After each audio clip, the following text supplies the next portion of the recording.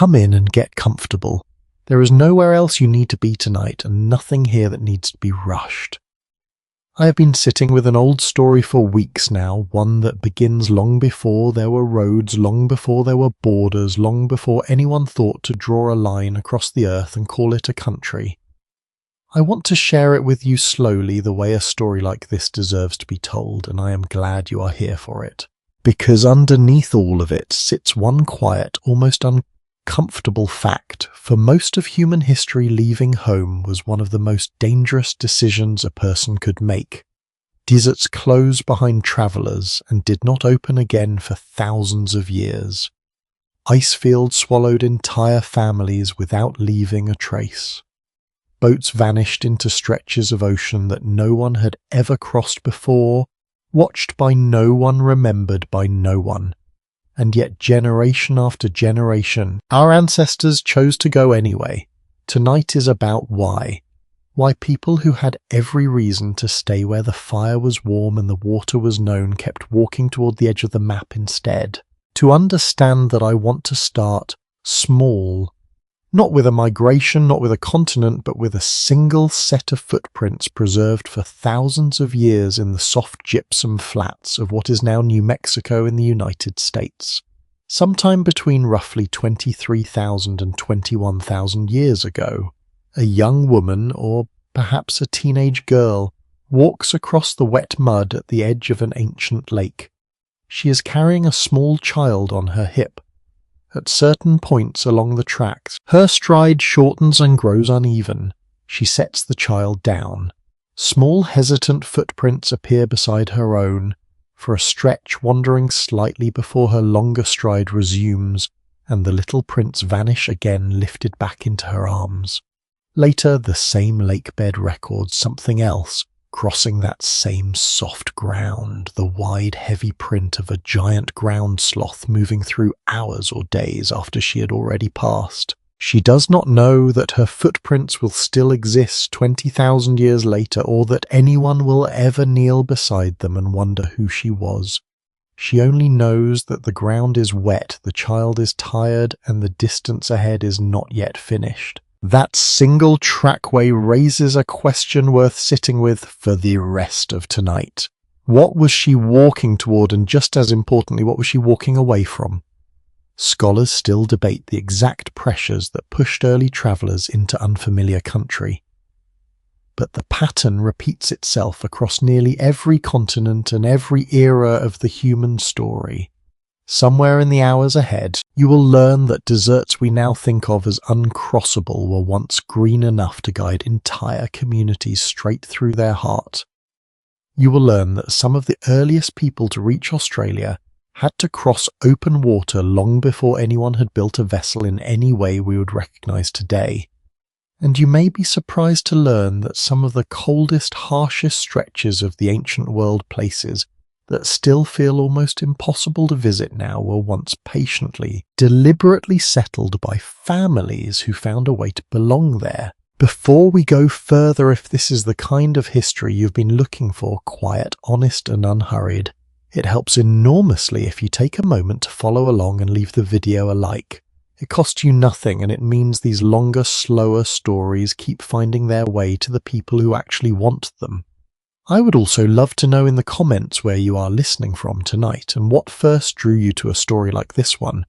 I read more of those than you might expect. For now, let your shoulders drop a little, let your breathing slow, and let's begin. That woman at the edge of the lake was not unusual. She was in the truest sense ordinary.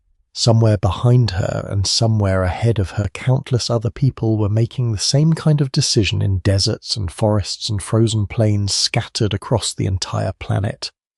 Human beings did not begin as a species that stayed in one place and admired the view. We began as a species that moved again and again into land that had never held a human footprint before us. Long before anyone carried a passport or crossed a border, checkpoint, our ancestors were already crossing valleys they had never seen, following coastlines that curved toward the unknown, climbing into highlands where the air itself felt thinner and colder than anything their bodies had known. It is tempting lying here in the dark to imagine those early people as reckless or desperate or simply lost. The evidence suggests something far more interesting than that. They were watching the world closely. They noticed when rivers shifted course, when herds of animals changed their grazing patterns, when a season of rain turned a dry corridor into something that could for a while be crossed safely. They read the land the way we might read a familiar street, except the land kept changing beneath them and they had to keep learning it. Movement was not a failure of their way of life. It was their way of life. It carried tools from one hearth to another, skills from one generation to the next, entire ways of surviving, passed hand to hand across distances that should have made that kind of teaching impossible. What makes this story so quietly powerful is how personal it remains even after all this time. Somewhere in your own family history, whether you can trace it back 5 generations or 50, there is a version of that woman at the lake. Someone who left. Someone who kept walking when staying might have felt safer, at least for one more season. Their names are gone now mostly. Their reasons are gone too, in most cases buried as deep as their footprints. But the fact of their movement is not gone. It is written into the languages we speak, the crops that grow in soil, far from where they first took root, and the quiet, restless part of us that still after everything wants to know what lies beyond the next horizon. So tonight we are going to follow that restlessness all the way back to its beginning and then forward, again across deserts that turned green and then turned to sand once more, across oceans that seemed to promise nothing, but ended in continents no one had ever seen. We are going to walk slowly and carefully through the long, unbroken thread of human movement and try to understand not just where our ancestors went, but why, even when it meant risking everything, they so rarely chose to stay still. To walk with them, we have to first understand the world they were born into, because it is nothing like the one waiting outside your window tonight. There were no cities on the horizon. No fences marking where one family's land ended and another's began. For most of the span we are about to cover, there was in fact no such thing as a stranger from a distant country, because no country existed yet to be distant from. There was only the land itself and the people learning to read it. The story of our species begins in Africa, and it begins far earlier than most people imagine when they picture the first humans. Long before anyone crossed a sea or climbed into a mountain range, early members of our species were already living full, complicated lives across that continent, adapting to forests, grasslands, coastlines, and highlands that varied as dramatically from one another as any 2 regions of the modern world. These were not simple people wandering aimlessly in search of food. The evidence tells a much richer story. They made tools shaped precisely for particular tasks. They found reliable sources of water and returned to them season after season. They raised children who depended on them for years, which meant they had already built something durable enough to be called society, even if we would not recognize its shape. What is easy to miss lying here and imagining that distant world is just how long this period lasted before anyone stepped beyond Africa's edge. We're not talking about a single dramatic departure, a moment when someone looked toward the horizon and decided this year we go. The picture that emerges from decades of careful excavation is slower and in its own way more moving than that. Families likely followed herds of animals along familiar corridors. They traced the paths of rivers, testing how far those rivers would carry them before the land grew unfamiliar. Some groups pushed into new territory during a particularly good season, only to retreat when conditions turned harsh again. Expansion, in other words, breathed in and out for an enormous stretch of time before it became permanent. Here is where the story offers its first surprise, one that tends to unsettle even people who think they know this history well. For a long time, the dominant idea was a single clean narrative of humans evolved in Africa, then walked out once in one great wave and settled the rest of the world from there. It made for a tidy diagram. It is also, as far as the evidence now suggests, almost certainly wrong. Fossils recovered from sites in the Near East, along with careful genetic reconstructions, point towards something messier and more human. Early groups appear to have left Africa more than once in earlier pulses that predate the migration most of us learned about in school. Some of those groups appear to have reached surprisingly far into regions of Western Asia before the historical record of them simply stops. Scholars still debate exactly what happened to these earlier travellers. Some populations may have been absorbed into later arrivals. Others may have faced a shifting climate they could not outlast, a run of harsher winters or drier summers that slowly closed the door behind them. Their journey did not fail because they lacked courage or skill. It failed, if that is even the right word, because the world they had bet on did not hold steady long enough to reward them. I find something quietly moving in that detail, and I hope you do too. It reshapes the story from a single triumphant march into something closer to the truth of most human endeavour, generations of trial, retreat and trial again, most of it lost to time with only fragments surviving to tell us it happened at all. Our deepest ancestors were not guaranteed success simply because we exist to tell their story now. They were testing the edges of a world that did not care whether they succeeded. What eventually allowed a more lasting expansion to take hold was not a single invention or a single burst of genius. It was something closer to accumulated patience layered with a landscape that occasionally briefly made the impossible easier than it should have been. Consider the deserts that today form some of the most punishing terrain on Earth. Places where a traveller on foot could die of thirst within a day or two of losing their bearings. It is difficult to picture the Sahara as anything other than an ocean of sand stretching toward every horizon. And yet during certain wetter periods in the deep past parts of North Africa and the Arabian Peninsula, held lakes fed by seasonal rain threaded through with grasslands where herds of grazing animals gathered. Rock art discovered in areas that are now bone dry still shows those animals painted by people who lived alongside them, who fished in waters that dried up so long ago that later generations in the same region had no memory that water had ever been there at all. For a family moving through that world, this was not a desert crossing in any sense we would recognize. It was simply the land they knew offering water, where they expected it, grazing where they needed it, a livable stretch of ground between one region and another. It would only become a barrier later once the climate shifted again and the rain stopped returning. Imagine for a moment standing in a green valley, listening to birds gathered at the edge of a lake, with no way of knowing that within a handful of generations your descendants would look at that same ground and see only sand and would have no idea that anyone had ever lived or fished or raised children there at all. Archaeologists trace these vanished corridors now through old lake beds buried under dunes, through stone tools scattered across landscapes that could not possibly support human life today, through faint outlines only visible from above. Each discovery is a quiet correction to how permanent a place like the Sahara can feel from where we are standing now.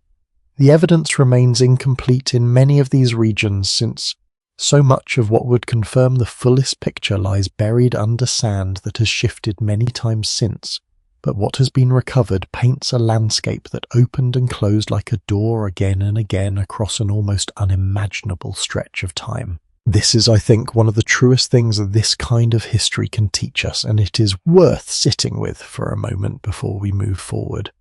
The world our ancestors walked through was never fixed. It was breathing slowly on a timescale too vast for any single lifetime to notice. A place that seems eternal to us tonight, whether that is a desert, a coastline, or a frozen plain, may simply be caught mid-breath on its way to becoming something else entirely. Our ancestors did not need to conquer an unchanging world. They needed only to notice the moments when the world briefly opened and to be ready to move when it did. That readiness came from somewhere deeper than opportunity alone, and it is worth understanding before we follow these journeys any further. Human bodies, as it turns out, carry a set of traits that seem almost built for long, patient movement across difficult ground. We are among primates unusually good at losing heat efficiently while walking or gawking for extended periods, thanks to a combination of upright posture, sparse body hair, and an unusually high number of sweat glands. Our joints and tendons are shaped in ways that make walking long distances relatively efficient compared to the energy it costs many other mammals. None of this made travel easy, and nothing about crossing hundreds of miles of unfamiliar terrain carrying children and tools, and whatever food could be gathered along the way, was ever gentle or safe. But it does help explain something that might otherwise feel strange. Of all the possible directions evolution could have shaped us, it has shaped us, in part to go the distance. We were in a very real sense built for the kind of journey that woman at the lake was making, whether either of us fully understands why. And so the deeper we look into this earliest chapter, the clearer one thing becomes. Movement was never a departure from the normal pattern of human life. It was the pattern itself stitched into muscle and bone as surely as it was stitched into memory and story. What remained for the earliest travellers was simply choosing when and where and how far to let that pattern carry them. And it is that choosing made over and over across a widening world that begins to take a far more dramatic shape once people start reaching places no human being had ever set foot before. Somewhere around 60 to 70,000 years ago, though the exact window is still argued over in academic journals, more than most people realize something shifted. Not a single event, not a single hero of the story, but a pattern of movement that this time did not close behind the people making it.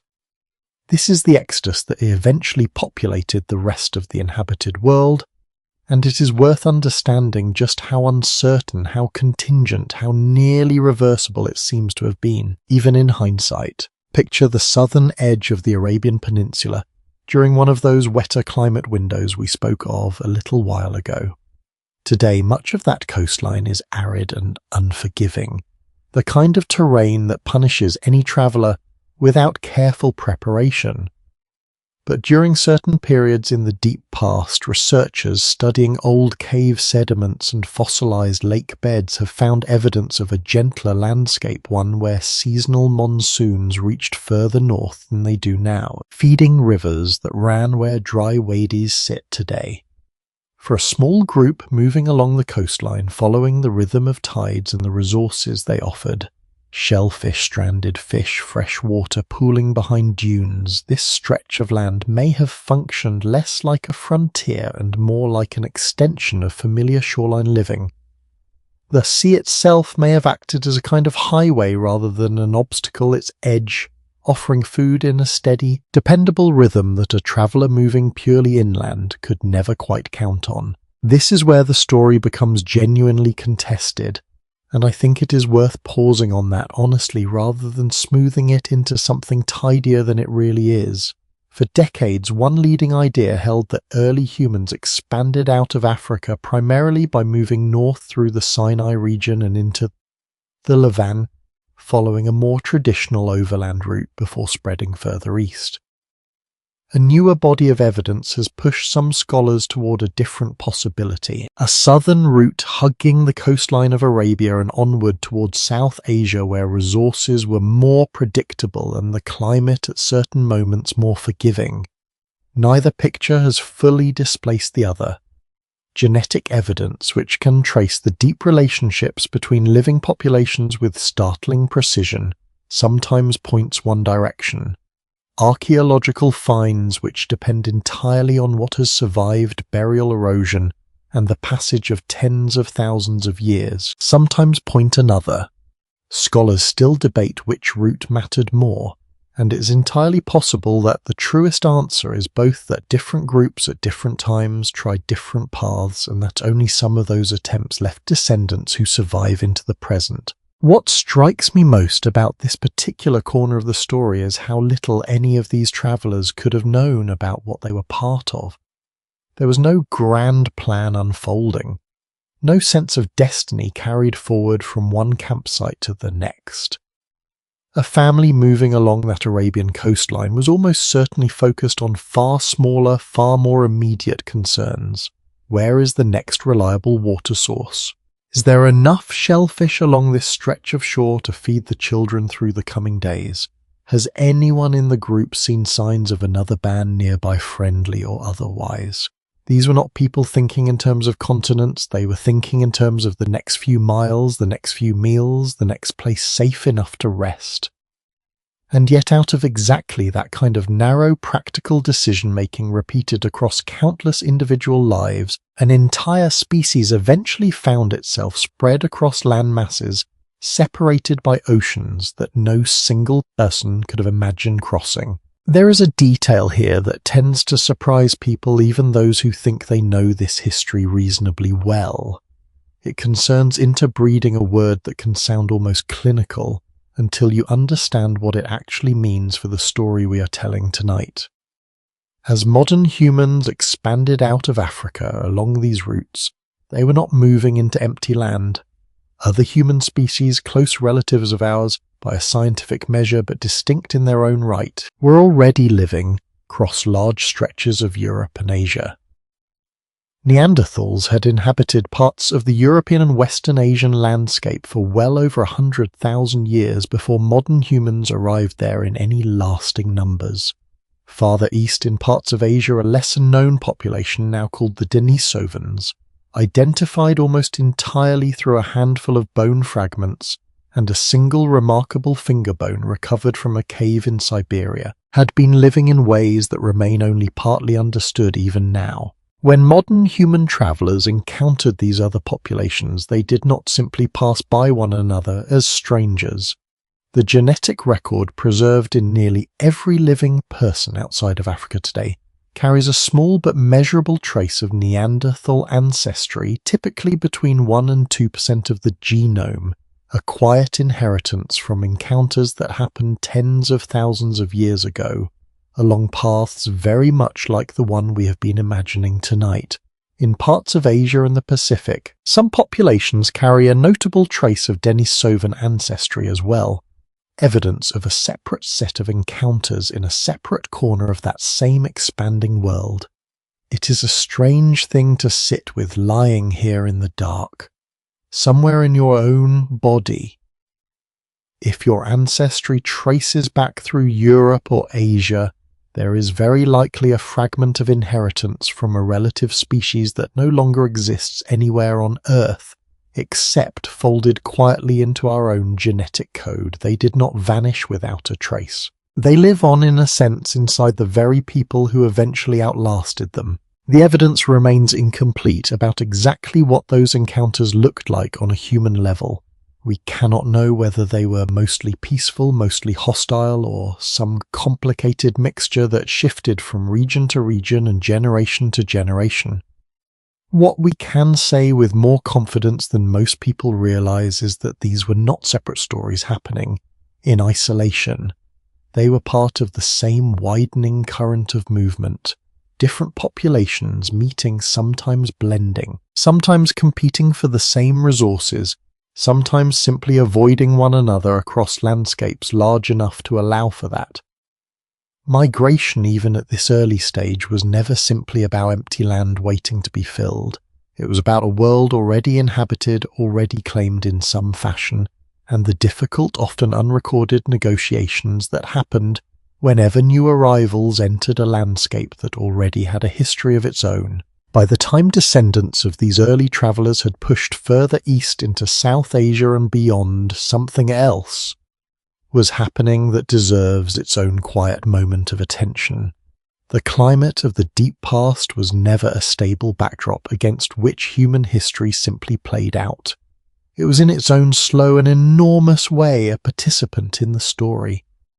Ice ages came and went across tens of thousands of years, locking enormous volumes of water into glaciers and ice sheets, which in turn caused sea levels around the world to drop sometimes by well over 100 meters compared to where they sit today. Coastlines that we would recognize now, the shapes of continents as they appear on any modern map, simply did not exist in the way we picture them. Land that is submerged today, sometimes by shallow water, sometimes by entire seas, was dry ground, then walkable, livable, available to anyone willing to cross it. This detail matters enormously for where our story goes next, because it changes what should have been possible and what should not have been. Even accounting for these dramatically lower sea levels, there remained stretches of open water in certain parts of the world that no drop in sea level could fully close. Certain island chains, certain crossings between what is now Southeast Asia and the landmass that once connected Australia and New Guinea into a single continent, stayed separated by channels of open sea, some of them many miles wide, even at the lowest points of the ice ages. For a species that had up to this point moved almost entirely along coastlines and across land, however difficult, this represented something genuinely new. It meant that at some point a group of people looked out across water with no visible land on the other side and decided to go anyway. We are going to sit with exactly what that decision required and what it says about the people who made it in the time ahead. There is a particular kind of courage that leaves no monument behind it, no inscription, no name, carved anywhere for later generations to find, and the story we are about to sit with tonight belongs entirely to that quiet category. Somewhere around 65,000 years ago, give or take several thousand years, depending on which excavation you trust most, a group of people stood at the edge of what is now Southeast Asia, and looked out across open water toward a horizon that offered absolutely nothing they could see. No smoke from a distant fire, no bird circling the way they might over a nearby island. Nothing at all to suggest that land lay beyond what their eyes could reach, and they built something and they went anyway. We should be honest about how little we actually know regarding what that first vessel looked like. Nothing organic survives from tens of thousands of years ago in a tropical climate, no wood, no fibre, no rope, since the same warmth and moisture that sustained life so richly in that region also destroys almost everything that might have told us how people travelled across it. What we have instead is the destination itself, which is its own kind of proof. Human presence appears in the archaeological record of Australia by at least 65,000 years ago, and quite possibly earlier, at a site called Madjed Bibi in the country's far north, where excavators have recovered stone tools, ground ochre used for pigment, and other traces of daily life buried in layers of sediment, old enough to make several long-standing theories about early human migration require serious revision. The evidence remains genuinely contested here, and dating results from this particular site have sparked real disagreement among specialists, but even the more conservative estimates place people in Australia tens of thousands of years before farming, before writing, before nearly every other milestone we tend to associate with human sophistication. Consider what that means for a moment. These travellers had no metal tools. They had not yet domesticated a single plant or animal anywhere in the world, and still they organised themselves well enough, understood the sea well enough, trusted whatever craft they had built well enough to cross a channel of open water that even during the driest, lowest sea level periods of that Ice Age world likely stretched for many miles with no island stepping stones to shorten the journey. Some researchers who study these early crossings believe the travellers may have used simple rafts lashed together from bamboo or other buoyant plant material sturdy enough to survive a passage that probably took more than a single day, possibly several, with no fresh water beyond what they carried, and no guarantee whatsoever that land existed on the other side at all. Why would anyone attempt that? It is worth asking honestly, because the easy answer that they were simply desperate or had no other choice does not fit especially well with what the evidence suggests about the region they were leaving. This was not a landscape stripped bare by drought or catastrophe. The islands and coastlines of Southeast Asia during this period were, by most reconstructions, reasonably rich in resources, forests and shorelines capable of sustaining the small mobile groups that lived there. Whatever drove this crossing, it does not appear to have been simple starvation pushing people toward the sea in desperation.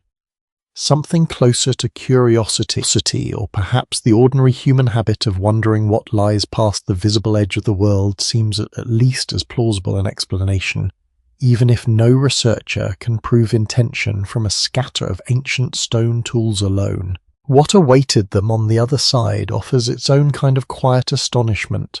Australia during this period was a landmass connected to New Guinea and Tasmania into a single continent that researchers now call Sehul, a vast, strange world populated by animals unlike anything the travellers would have encountered before. Enormous, flightless birds taller than a grown adult moved across open plains. Giant marsupials, some the size of a small car, grazed across landscapes that had evolved in complete isolation from the rest of the world for millions of years. There were no familiar predators, no familiar prey, no plants whose properties these travellers already understood from a lifetime of experience elsewhere.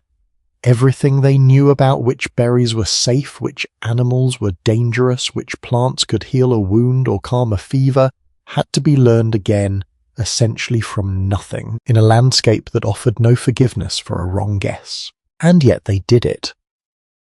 Within a relatively short span of time, by the standards of deep history, at least the descendants of these first arrivals had spread across an extraordinarily diverse range of environments within this new continent, from tropical rainforest in the north to arid desert interior to cooler temperate regions in the south. They developed intimate, detailed knowledge of fire, using it deliberately to manage landscapes and encourage the growth of particular plants, a practice so sophisticated that some researchers now describe early Aboriginal land management as a form of active cultivation rather than simple foraging. Their descendants would go on to maintain some of the longest continuous cultural traditions documented anywhere on Earth, oral histories and cultural practices that in some cases appear to preserve genuine memories of geological and climate events that occurred thousands of years in the past, passed down with a level of accuracy that modern researchers are still working to fully understand and verify. There is something in this story that quietly reshapes how we tend to imagine the arc of human progress. We are used to picturing history as a ladder, with sophistication arriving only after certain milestones: farming, writing, permanent settlement, each one supposedly required before the next becomes possible. The crossing into Sahul does not fit that ladder at all. These were people without agriculture, without metal, without anything we would call a written record, and they accomplished one of the boldest acts of exploration in the entire span of human history, decades if not centuries before any of those later milestones existed anywhere on the planet. Sophistication, it turns out, does not always look the way we expect it to. Sometimes it looks like understanding the sea well enough to trust it with your life and with the lives of everyone you love, based on nothing more than the conviction that somewhere past the empty horizon, there had to be something worth finding. I think about that conviction often when I consider how differently we tend to imagine our ancestors as simpler versions of ourselves, capable of survival but not really of wonder, not really of the kind of deliberate, informed risk that this crossing clearly required. The evidence does not support that picture. It suggests instead a people who were watching the sky, reading the water, testing their materials, and choosing with open eyes to risk everything on the possibility that the world held more than what they could already see. That is not desperation. That is something closer to faith, if faith can exist without any God attached to it at all. A faith placed entirely in observation, preparation, and the company of the people paddling beside you. Not every crossing in this story went nearly so well, and not every journey we're going to sit with tonight ends with a continent full of descendants carrying the memory forward. Some ended quietly in silence in places the record can no longer reach at all. Not every path our ancestors tried led somewhere. This is easy to forget when we tell these stories backward, starting from where we are now and tracing the line of survivors back through time. because that kind of storytelling makes success feel inevitable, as though every journey that mattered simply had to work out since here we all are to talk about it. The truth sitting underneath that comfortable illusion is considerably harder and considerably more honest. For every migration that left descendants who eventually became you listening to this in the dark tonight, there were almost certainly other journeys, other families, other entire communities who tried something equally brave and were simply never heard from again. We touched briefly a little while ago on the idea that the earliest departures out of Africa may not have been a single successful exodus, but several attempts stretched across tens of thousands of years, some of which appear to have failed entirely. I want to sit with that failure properly now because it deserves more than a passing mention, and because it changes something important about how we understand the courage this whole story keeps asking us to consider. Evidence recovered from a cave called Skul, along with a nearby site called Kafzeh, both located in what is now northern Israel, has given researchers a genuinely startling picture. Human remains found at these sites, dated to roughly 100 to 120,000 years ago, show clear anatomical features associated with modern humans, not the older, more robust features of other human species living in the region at the time. This means that people essentially like us, biologically speaking, had already reached the eastern edge of the Mediterranean world, tens of thousands of years before the migration that eventually populated the rest of the planet. They had already made it out, and then, as far as the evidence can currently tell us, they simply vanished from the archaeological record of the region, entirely replaced or displaced by other populations, their particular genetic lineage apparently leaving no measurable trace in any human being alive today. What happened to them? It is one of those questions the evidence cannot fully answer, and I think it is worth resisting the urge to fill that silence with false confidence. Some researchers believe a shift toward a colder, drier climate may have made the region increasingly difficult to sustain a population of any real size, gradually squeezing them out of a landscape that had briefly seemed hospitable enough to settle. Others have suggested that competition, whether with other human species already established in the area, or simply with the difficulty of the environment itself, played the larger role. Scholars still debate which explanation carries more weight, and it is entirely possible that no single cause accounts for it, that a combination of pressures arriving together over a handful of difficult generations was simply more than a small founding population could absorb. What we can say with reasonable confidence is this: being first does not guarantee being remembered. These people reached new land, adapted to it as best they could, and still in the end their line appears to have quietly closed. There is no dramatic final chapter recorded anywhere for us to read.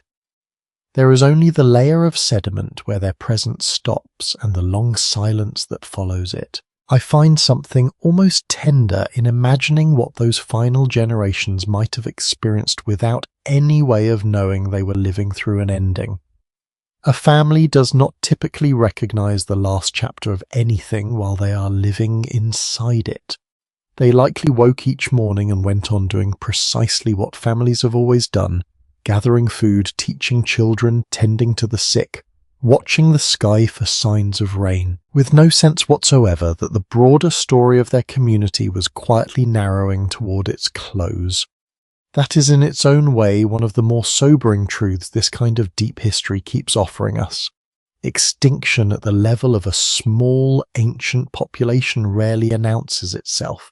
It simply arrives slowly enough that no one inside the story ever gets to recognize the shape of the whole thing. This pattern of opening and closing, of pathways that briefly make the impossible easy and then quietly seal shut again, turns out to be one of the defining rhythms of this entire span of history. And nowhere is it more vivid than in the story of the Green Sahara we touched on earlier.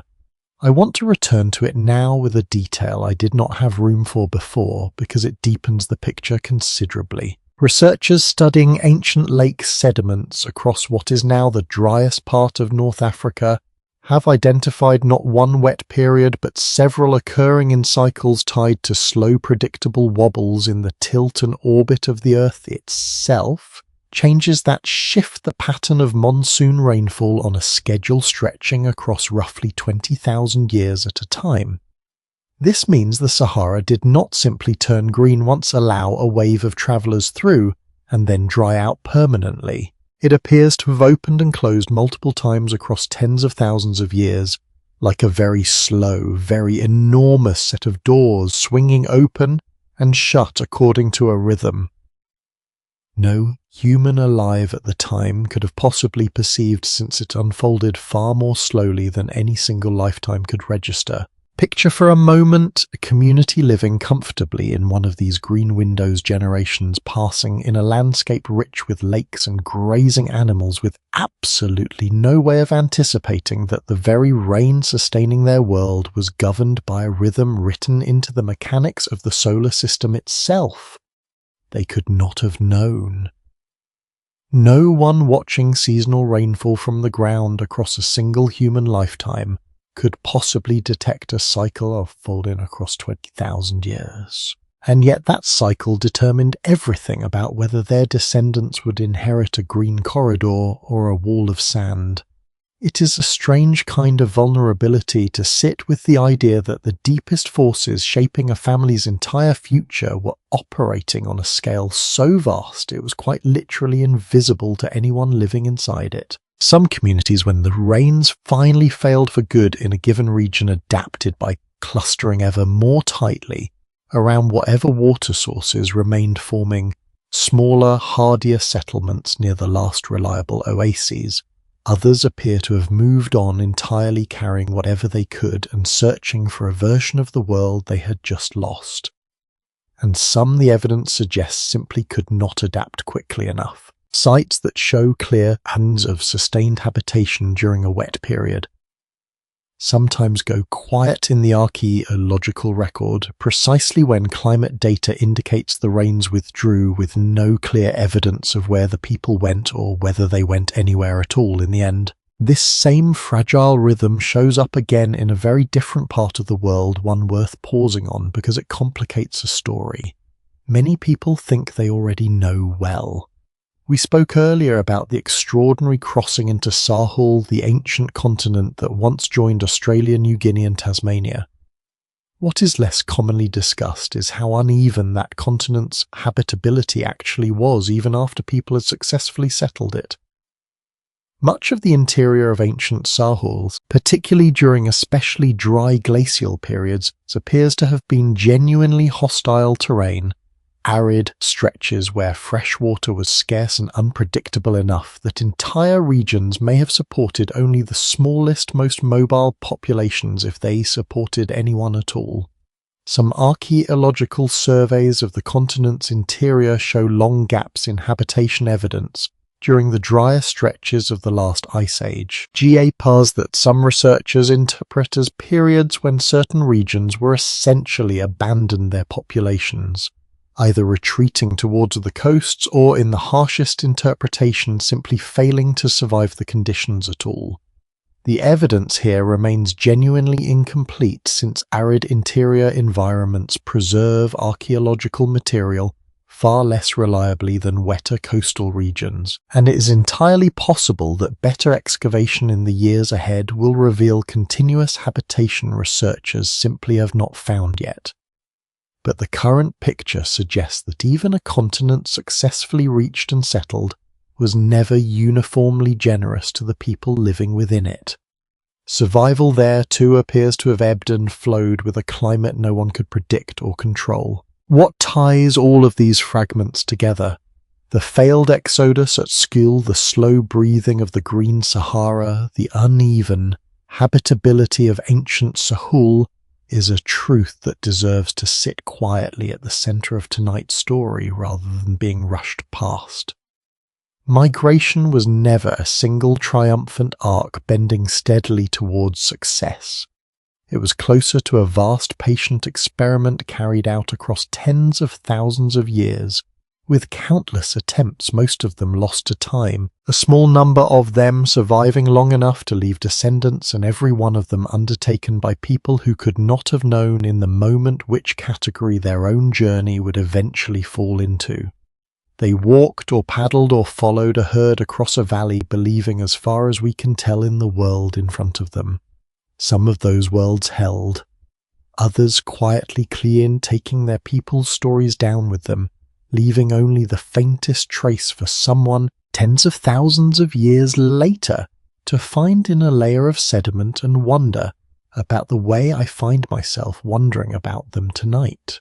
And yet for every path that closed, another family somewhere else was still walking, still testing the edges of a world that had not yet told them no, still following the oldest instinct our species seems to carry, the conviction that somewhere beyond what could currently be seen, there was a place worth reaching, even if the ground beneath their feet gave them no promise that they would be the ones to make it there.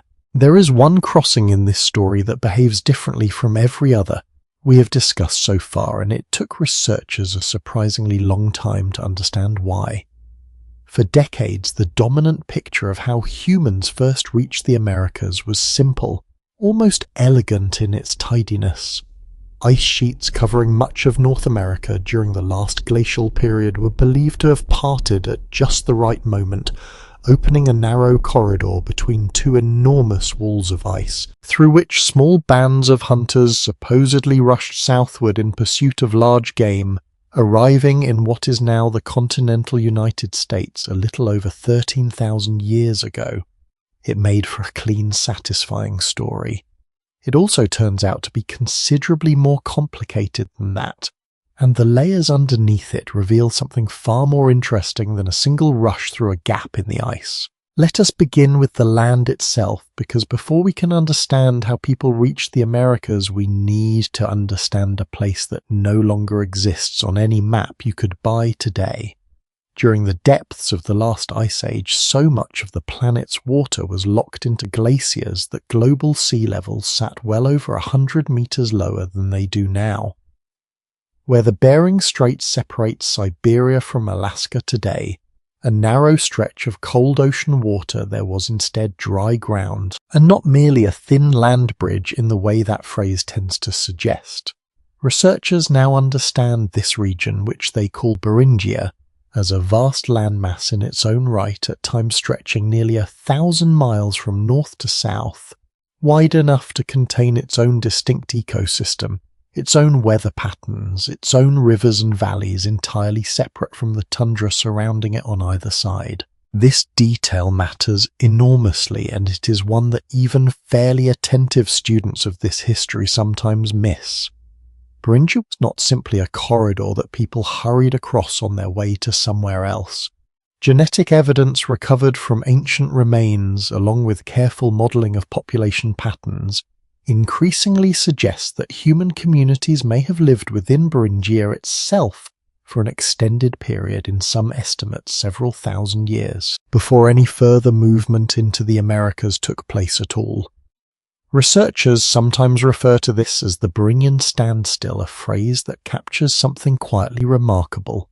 A population ancestral to nearly everyone who would eventually populate two entire continents appears to have paused in this cold, grassy in-between world, neither fully in Asia nor yet in the Americas, adapting to a landscape that would later disappear beneath rising seas so completely that we did not even know to look for it properly until fairly recently in the history of archaeology. What was daily life like inside that pause? The evidence remains genuinely incomplete here, since so much of Beringia now lies submerged beneath the waters of the Bering Sea and the Chukchi Sea, placing whatever settlements once existed there far out of easy reach for excavation. What has been reconstructed points to a landscape richer than the word tundra usually suggests to us, with shrub vegetation, capable of supporting populations of mammoth, bison and other large herbivores, alongside river valleys that would have offered fish and fresh water. A community settling into a place like this for generation after generation was not simply waiting to move on. They were living full, complete lives there, raising children who knew no other home-developing tools and strategies suited specifically to that particular stretch of grassland and river, in a place that history would eventually erase, almost entirely from the physical record, leaving only genetic traces in their distant descendants to prove it had ever existed at all. Eventually movement resumed, though. Exactly when and exactly how remains one of the more actively contested questions in this entire field of research, and I want to be honest with you about just how contested it still is.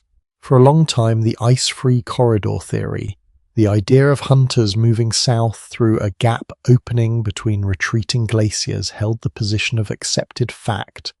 More recent research has complicated that picture considerably. Studies examining ancient pollen and sediment from within the corridor region itself suggest that even after the ice began retreating, the newly exposed land may not have been biologically capable of supporting human travelers lacking sufficient plant life or game for a significant stretch of time after the physical opening first appeared. This has pushed many researchers toward a different possibility, one gaining considerable support in recent years, that at least some early populations moved south along the Pacific coastline instead, following a route rich in marine resources, kelp forests, shellfish and fish that would have remained viable, even while the interior corridor was still an inhospitable strip of gravel and ice melt. A coastal route like this raises its own fascinating problem, one that connects directly back to something we discussed earlier in this journey. Just as with the very earliest human migrations we followed at the start of the night, and with those first crossings into Sahul water travel of some kind, may well have been essential here too, whether that meant simple boats, rafts, or careful navigation along a shoreline interrupted by rivers and inlets. Much of the physical evidence that might confirm this theory in detail now lies underwater since the coastline. These travellers would have followed sat considerably lower than today's shore before sea levels rose with the melting ice. Entire potential settlement sites, campfires, tools, perhaps even burials, may simply be sitting on the seafloor at this very moment, beyond the reach of any excavation, waiting for underwater archaeology to develop the tools someday to reach them properly. Here is where the story offers one of its more genuinely surprising turns, the kind of detail that tends to unsettle even people who feel confident they already understand this history. For years, a particular set of finely crafted stone spear points known as Clovis points after a site in New Mexico, where they were first identified in significant numbers, were treated as the calling card of the very first Americans. Evidence of a single founding culture that supposedly represented humanity's opening chapter on this continent. Then came a site called Monteverde in southern Chile, thousands of miles south of where Clovis culture is typically found, where careful excavation uncovered wooden structures, plant remains, and tools dating to a period that made the accepted timeline suddenly feel far too narrow. If people were already living in southern Chile at that early date, they could not possibly be descendants of a culture that supposedly originated much further north only shortly before. Something did not add up, and for years many researchers in the field resisted the site's implications precisely because they were so disruptive to a picture that had felt settled for decades. Monteverde has since been widely accepted, though debate around exactly how much earlier human presence in the Americas might extend continues even now, with some more recent and still actively debated findings including fossilized footprints discovered in what is now White Sands National Park in New Mexico. The very footprints we paused beside at the very beginning of tonight's story, suggesting a human presence in North America considerably earlier than even Monteverde would imply, possibly by many thousands of years. Scholars still debate the precise dating methods used at White Sands, and this remains one of the more actively discussed questions in the field today, but if the earlier estimates hold up under continued scrutiny, they would push the timeline of human presence in the Americas back further than nearly anyone in the field expected even a decade ago. What does all of this uncertainty actually tell us beyond simply complicating a story that once seemed settled? I think it reveals something honest and important about how history like this actually works. Something worth sitting with, rather than rushing past.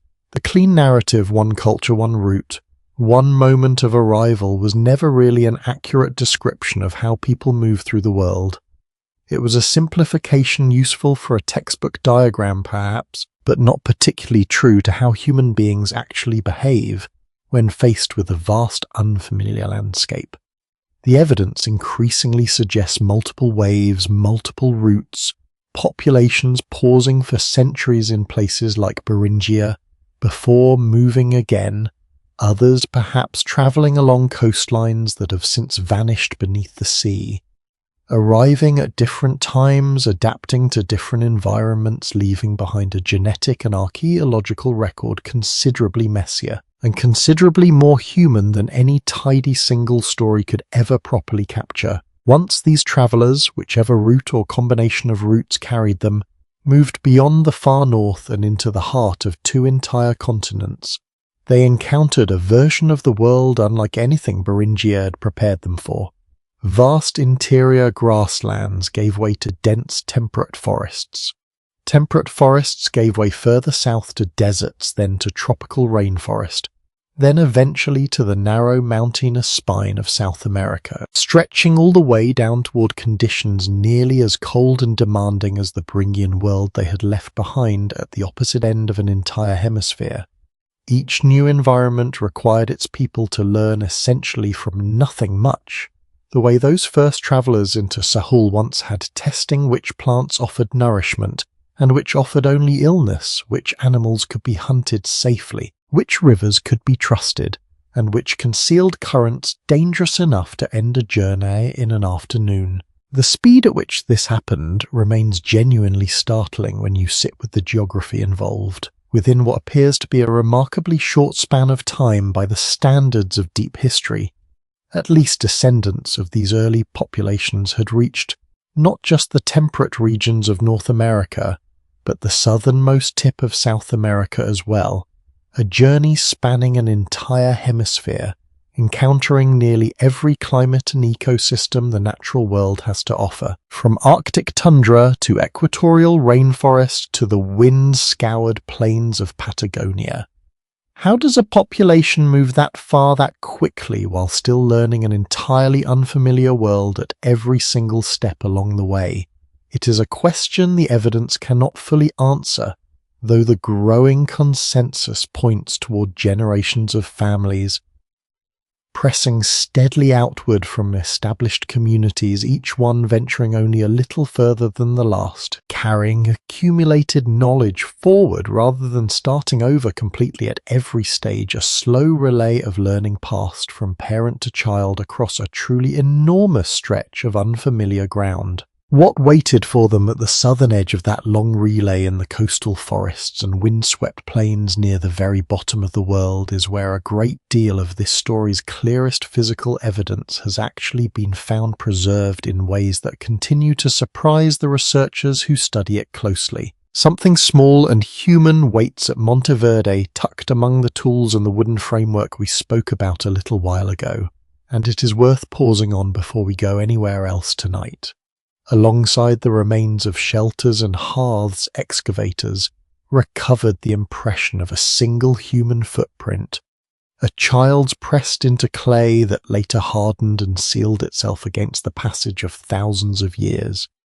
There is no way to know who that child was, whether they lived a long life or a short one, whether they ever understood how far their family's journey had already carried them by the time their foot pressed into that particular patch of ground in southern Chile. But the print survives, small and ordinary and entirely undramatic a household, going about its evening in a place their ancestors had crossed an entire hemisphere to reach. It is easy when we talk about migration on this scale to lose sight of exactly this kind of moment. A child stepping carelessly into mud while dinner cooks nearby, utterly unaware of being part of anything larger than that single evening. I want to hold on to that image carefully, because what we need to sit with next is considerably harder, and it deserves to be told honestly rather than softened into something it was not. Everything we have followed so far tonight, the crossing into Sahul, the long pause in Beringia, the relay of families spreading down through 2 continents, has carried its own real dangers, certainly. But much of it, as far as the evidence allows us to judge, appears to have unfolded at something closer to a human-paced generation, folding into generation choice, layered upon choice, families moving because a valley looked promising, or a herd had wandered somewhere new. What we turn to now is different in kind, not simply in degree. There is a category of human migration in which walking did not represent curiosity or opportunity, or even the ordinary pressure of a changing climate. There is a category in which walking meant something was actively trying to kill you every single day of the journey, and in which arrival, if it came at all, arrived only after a great many people around you had already been lost along the way. Winters inside Beringia offer one honest, unglamorous version of this truth, and it deserves to be named plainly before we go further. For all the quiet richness we described in that grassland world a little while ago, life there was never gentle. Archaeological evidence from sites across the broader Beringian region shows clear signs of nutritional stress in some remains periods where game was scarce, and communities appear to have gone through genuinely difficult stretches, likely including outright starvation in the hardest years. A single failed hunting season in a landscape this remote with no neighbouring community close enough to offer help could mean the difference between a settlement surviving the winter and a settlement simply going silent by spring. We tend to imagine ancient migration as movement toward opportunity, and often it was. But for the people actually living inside these journeys, each day frequently carried the very real possibility of not surviving to see the next one, a possibility they seem to have accepted quietly and without any of the dramatic flourish we might expect as simply part of what this kind of life required. That quiet daily danger is one thing. What we turn to next is something else entirely, a chapter of migration built not from the accumulated choices of families following opportunity, but from violence imposed from the outside upon people who had made no choice at all. Beginning in the 1500s and continuing for roughly 4 centuries, an entirely different kind of crossing took shape across the Atlantic Ocean, one built not on curiosity or the slow pull of opportunity, but on capture, coercion, and profit extracted from human suffering on an almost unimaginable scale. Historians now estimate that somewhere between 12 and 13 million people were forced aboard ships along the western coast of Africa during this period, taken from their homes, their families, their languages, and carried across the ocean into conditions of enslavement in the Americas. The crossing itself, which came to be known as the Middle Passage, typically lasted between 1 and 3 months, depending on weather route and the particular ship involved, and it was designed from its very construction to prioritize profit over any consideration of the people it carried. I want to describe this honestly and gently because both of those things can be true at once. Men, women, and children were packed below deck in spaces often barely tall enough to sit upright, chained in close quarters for the majority of each day, with limited access to food, clean water, or basic sanitation. Disease spread easily in these conditions, and dysentery in particular became so common aboard these vessels that sailors of the period sometimes referred to it by a grim nickname connected to its frequency. Historians estimate that somewhere between 10 and 15% of the people forced aboard these ships did not survive the crossing itself, meaning that on many voyages, a portion of the very people who had been taken from their homes never reached land at all, their journey ending, instead, somewhere in open ocean, in circumstances their families back home would likely never learn the details of. What strikes me most sitting with this part of the story is not only the scale of the loss, though the scale alone is almost impossible to hold in the mind properly, It is the fact that none of the ordinary explanations we have used throughout tonight, curiosity, opportunity, the slow pull of a changing climate, apply here in any way at all. These were not people testing the edges of a world that had not yet told them no. These were people whose entire capacity for choice had been violently removed from them by others, people forced into the most dangerous kind of migration imaginable for the direct financial benefit of the very individuals orchestrating it. And yet even inside conditions built specifically to strip away identity and memory, something remarkable and quietly defiant persisted. Survivors of the Middle Passage carried languages, religious practices, musical traditions, agricultural knowledge, and oral histories into the Americas knowledge that enslavers actively tried to erase, and that nonetheless survived, passed carefully from person to person, reshaping the cultures of multiple continents in ways still audible in music, still present in cuisine, still visible in community structures that exist today. Scholars continue to study exactly how much of this cultural continuity survived intact versus how much was reconstructed and reinvented under entirely new and brutal condition, and the honest answer is that both processes appear to have happened simultaneously side by side throughout the diaspora that resulted.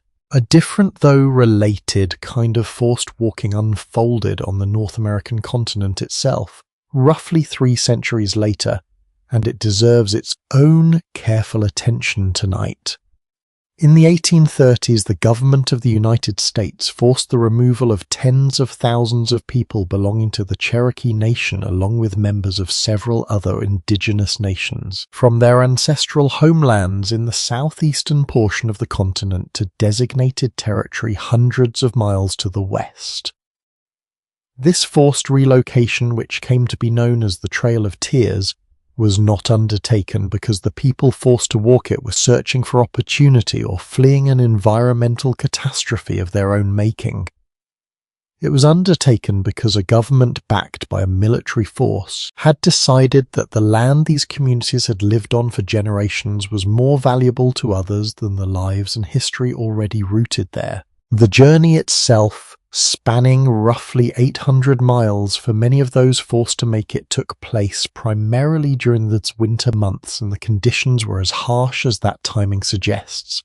Families were often given little notice before removal began, forced to leave behind homes, farms, and in many cases family members too sick or too old to travel. Along the route, disease exposure and malnutrition claimed lives daily. Historians estimate that somewhere between 4,000 and 8,000 Cherokee people died during the removal process itself, out of a total population of roughly 16,000 who were forced to make the journey, meaning that for some communities as many as 1 in 4 people who began the walk did not survive to see its end. Numbers on a page can only carry so much weight, and I think it is worth pausing quietly on what that actually meant inside a single family. A parent walking beside a child through freezing rain, watching an elderly relative grow weaker with each passing mile, with no ability to stop, no ability to turn back, no promise from anyone that the destination waiting at the end of this walk would offer anything resembling safety or justice once they arrived. And still, as with so much of what we have followed tonight, survival did not simply mean endurance and nothing more. Cherokee communities who reached the designated territory in the West went on to rebuild, establishing new government, schools, and eventually a newspaper printed partly in the Cherokee syllabary, a writing system developed only a few years earlier by a Cherokee scholar. That resilience does not soften the injustice of what happened along the way, and it should not be asked to. But it does complete the picture honestly, in the same way that the survival of language and music and memory completes the honest picture of the Middle Passage. These were not simply stories of loss, though loss sits at their centre in ways that deserve to be named plainly and without euphemism. They were also stories of people who kept building, kept teaching, kept passing forward whatever could still be carried, even after everything else had been taken from them by force. Why place these particular journeys alongside the ancient crossings we spent the earlier hours of tonight following the travellers moving towards Sahul? Out of curiosity, the families settling into Bringia, because the grass was good and the rivers were full, because the full honest shape of human migration includes both of these categories, and pretending otherwise would flatten this story into something smaller and less true than it actually is. Some of our ancestors walked toward the unknown because something in them wanted to see what waited past the horizon. Others were forced to walk because someone with more power than them decided their homeland, their freedom, or their very bodies belonged to someone else instead. Both kinds of walking shape the world we live in tonight. Both deserve to be remembered clearly without exaggeration and without softening in exactly the terms the evidence gives us. What connects every journey we have followed so far? The curious and the forced alike is what comes next in this story, written not in any book or any government record, but preserved instead in something far quieter and far more difficult to erase than either of those things. What survives in the end is rarely what we expect to survive, and nowhere does that truth become clearer than in the quiet, patient science of reading a human body for the journeys it once took. We have spent tonight following footprints, boats, forced marches and grasslands that vanished beneath the sea, largely on the traces people left in the ground around them, tools, hearths, the outlines of old shelters. There is another kind of evidence entirely, one written not beside the body but inside it, and it has in the space of only a few decades rewritten large portions of the story we thought we already understood. Consider a single tooth recovered from a burial that might otherwise tell us very little, teeth formed during childhood and unlike bone, which continues to remodel and rebuild itself throughout a person's life. The enamel of a tooth is locked in place almost permanently once it forms chemically sealed at an early age and left largely unchanged for the rest of that person's life and for thousands of years afterward. As a child grows drinking local water and eating local food, trace elements from the surrounding geology work their way into that enamel, leaving behind a kind of chemical signature specific to the region where they spent their early years. Researchers can now extract and analyze that signature with remarkable precision, comparing it against known geological baselines for different regions, and in doing so ask a deceptively simple question of a set of ancient remains. Did this person grow up here in the place where they were eventually buried, or did they grow up somewhere else entirely, arriving in this community only later in life? The answers this method has produced have surprised even researchers who expected to find some degree of ancient mobility. Isotope analysis conducted on burials from Stonehenge in southern England revealed that at least one individual interred near the monument, a young man now referred to informally as the Amesbury Archer, spent his childhood not in Britain at all, but somewhere in the region of the Alps, likely in what is now Switzerland or nearby Central Europe, before eventually travelling to southern England, where he was buried with an unusually rich collection of grave goods, including some of the earliest gold objects found anywhere in Britain. Here was a man laid to rest near one of the most iconic monuments in human history, and for thousands of years, no one examining his grave through conventional archaeology alone would have had any reason to suspect he had not lived his entire life within walking distance of the very stones beside which he was buried. His bones said one thing, his teeth, chemically speaking, said something else entirely. A childhood spent hundreds of miles away across open water, in a landscape his body had quietly and permanently remembered, long after his conscious memory of it, whatever it contained, had gone silent along with everything else about the life he lived. This kind of evidence forces a question worth sitting with for a moment. How many burials like this exist scattered across the world, communities that appear on the surface to have been settled and stable for generations, concealing within them individuals whose bodies tell an entirely different story than the pottery and burial customs surrounding them suggest? The honest answer is that researchers are only beginning to find out, since isotope analysis requires resources and expertise that were simply not available to most excavations conducted even a generation ago.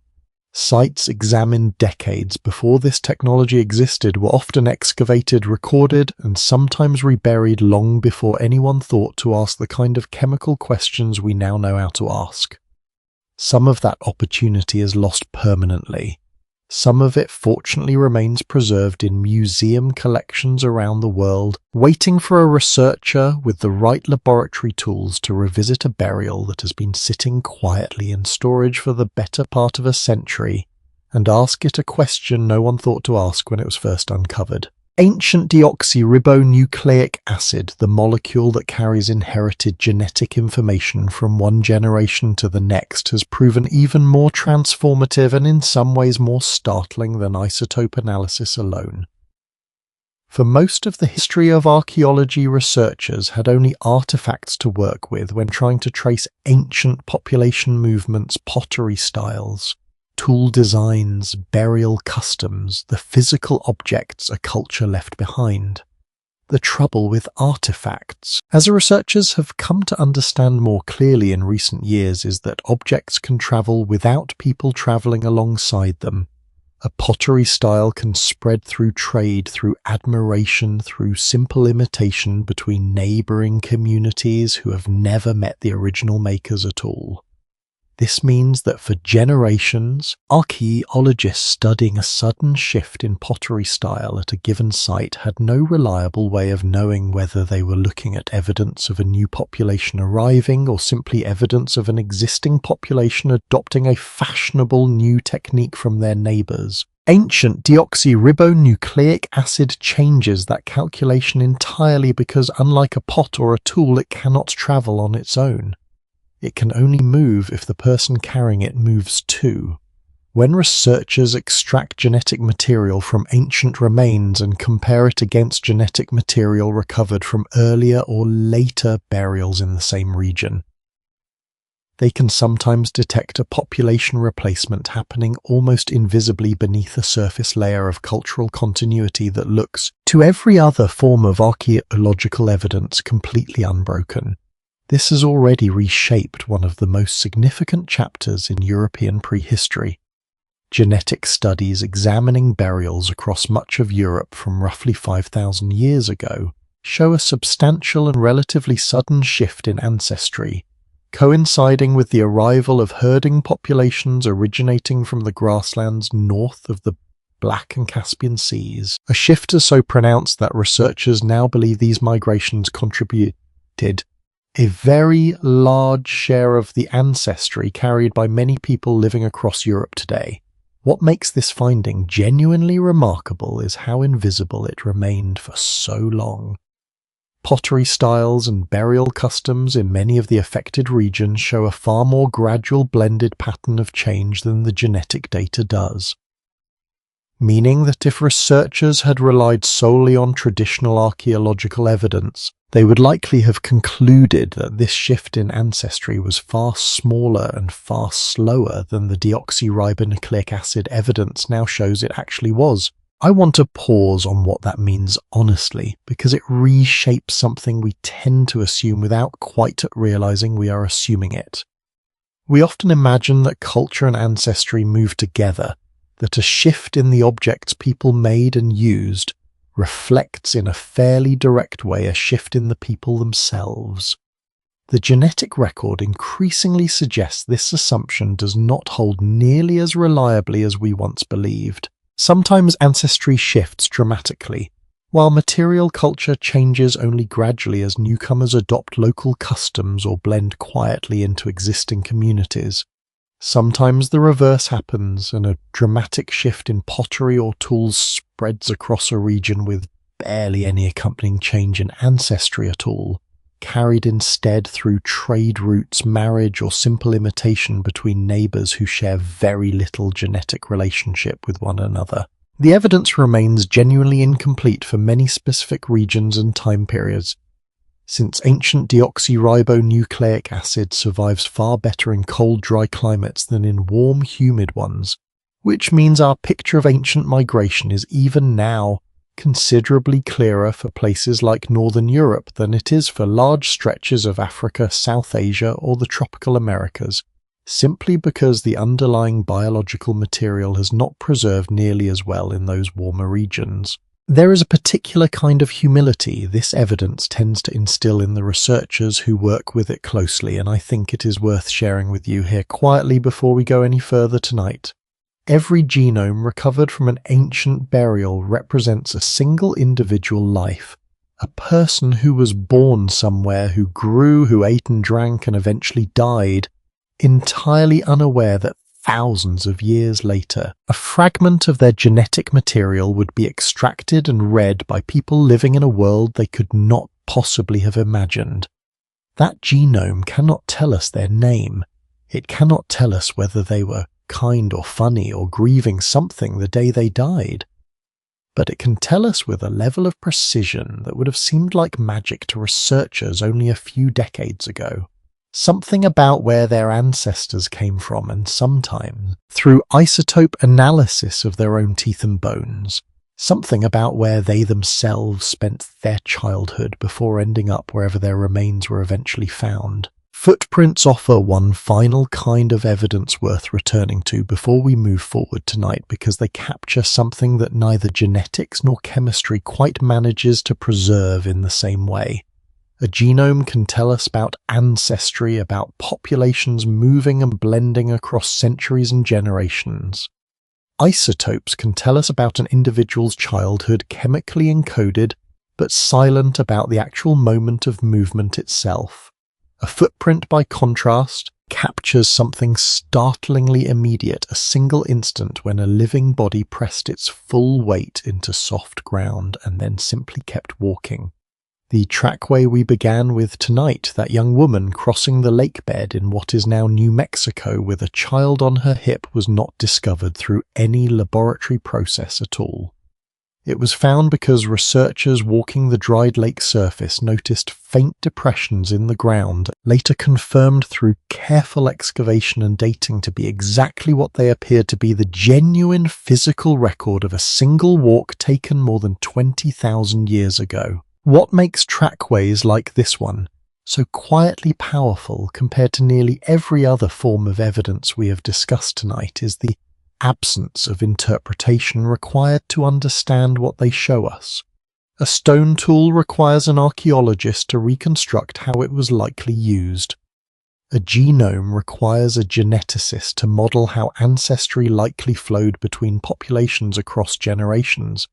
A footprint requires almost nothing at all beyond simple recognition. Someone was here. They were moving in this direction. Their stride tells us something about their pace, their size, occasionally their age. In a small number of remarkable cases, at White Sands, researchers have identified sequences of footprints that appear to show a child being carried for a stretch, set down, and then picked up again, the kind of small, ordinary, universally human moment that no artifact, no genetic sample, and no isotope reading could ever quite capture in the same immediate way. Scholars still debate certain aspects of the dating methods used to confirm the age of the White Sands footprints, specifically since the plant material used to establish that timeline can sometimes absorb minerals from the surrounding environment in the ways that complicate straightforward radiocarbon analysis. Independent testing using different dating techniques has so far tended to support the original age estimates, but the conversation among specialists remains genuinely active, and it is likely to remain so for some time yet as more evidence accumulates from the site and from comparable locations elsewhere. This is in its own way exactly how good historical science is supposed to work, not through sudden, unquestioned certainty, but through careful repeated testing of a claim from multiple independent angles, until confidence in a particular timeline either solidifies or gives way to a better explanation. Taken together, These three very different kinds of evidence, the chemical memory locked inside a tooth, the inherited signature carried inside a genome, and the simple physical record pressed into ancient mud, form something considerably richer than any single method could offer on its own. Objects alone can mislead us, since they travel more easily than the people who made them. Written records, where they exist at all for this span of history, are almost entirely absent for the vast majority of the journeys we have followed tonight. But bodies, it turns out, remember. They remember where a person spent their childhood folded quietly into the enamel of a tooth. They remember the deep ancestry of populations who moved and mixed across thousands of years, folded into the invisible architecture of deoxyribonucleic acid. And on rare extraordinary occasions, when the conditions of mud and time align in exactly the right way, a body's own weight pressed briefly into soft ground on an ordinary afternoon can survive for tens of thousands of years, waiting patiently for someone to notice it was ever there at all. What these different threads of evidence do not always agree on, however, and where the genuine ongoing arguments among the researchers themselves tend to live, is exactly the kind of disagreement worth sitting with next quietly and without any rush to resolve it before we are ready. Disagreement, it turns out, is not a flaw in this kind of history. It is very often the clearest sign that researchers are still doing the work, honestly still testing their conclusions against new evidence, rather than simply repeating whatever the textbook said a generation ago. Tonight, before we move further into the story of what all this movement eventually built, I want to sit with a few of the genuine ongoing arguments that still divide serious researchers, not because disagreement is dramatic, but because understanding where the uncertainty actually lives tells us something honest about how fragile and how carefully constructed our entire pitch. Ancient migration really is so. Few debates in this field have run longer or occasionally grown more heated than the argument over how modern humans actually came to replace or absorb, or in some combination of both, the other human species living across Europe and Asia at the time of our arrival. For much of the 20th century, one influential school of thought, sometimes called the multi-regional hypothesis, proposed something quite different from the story we've been following tonight.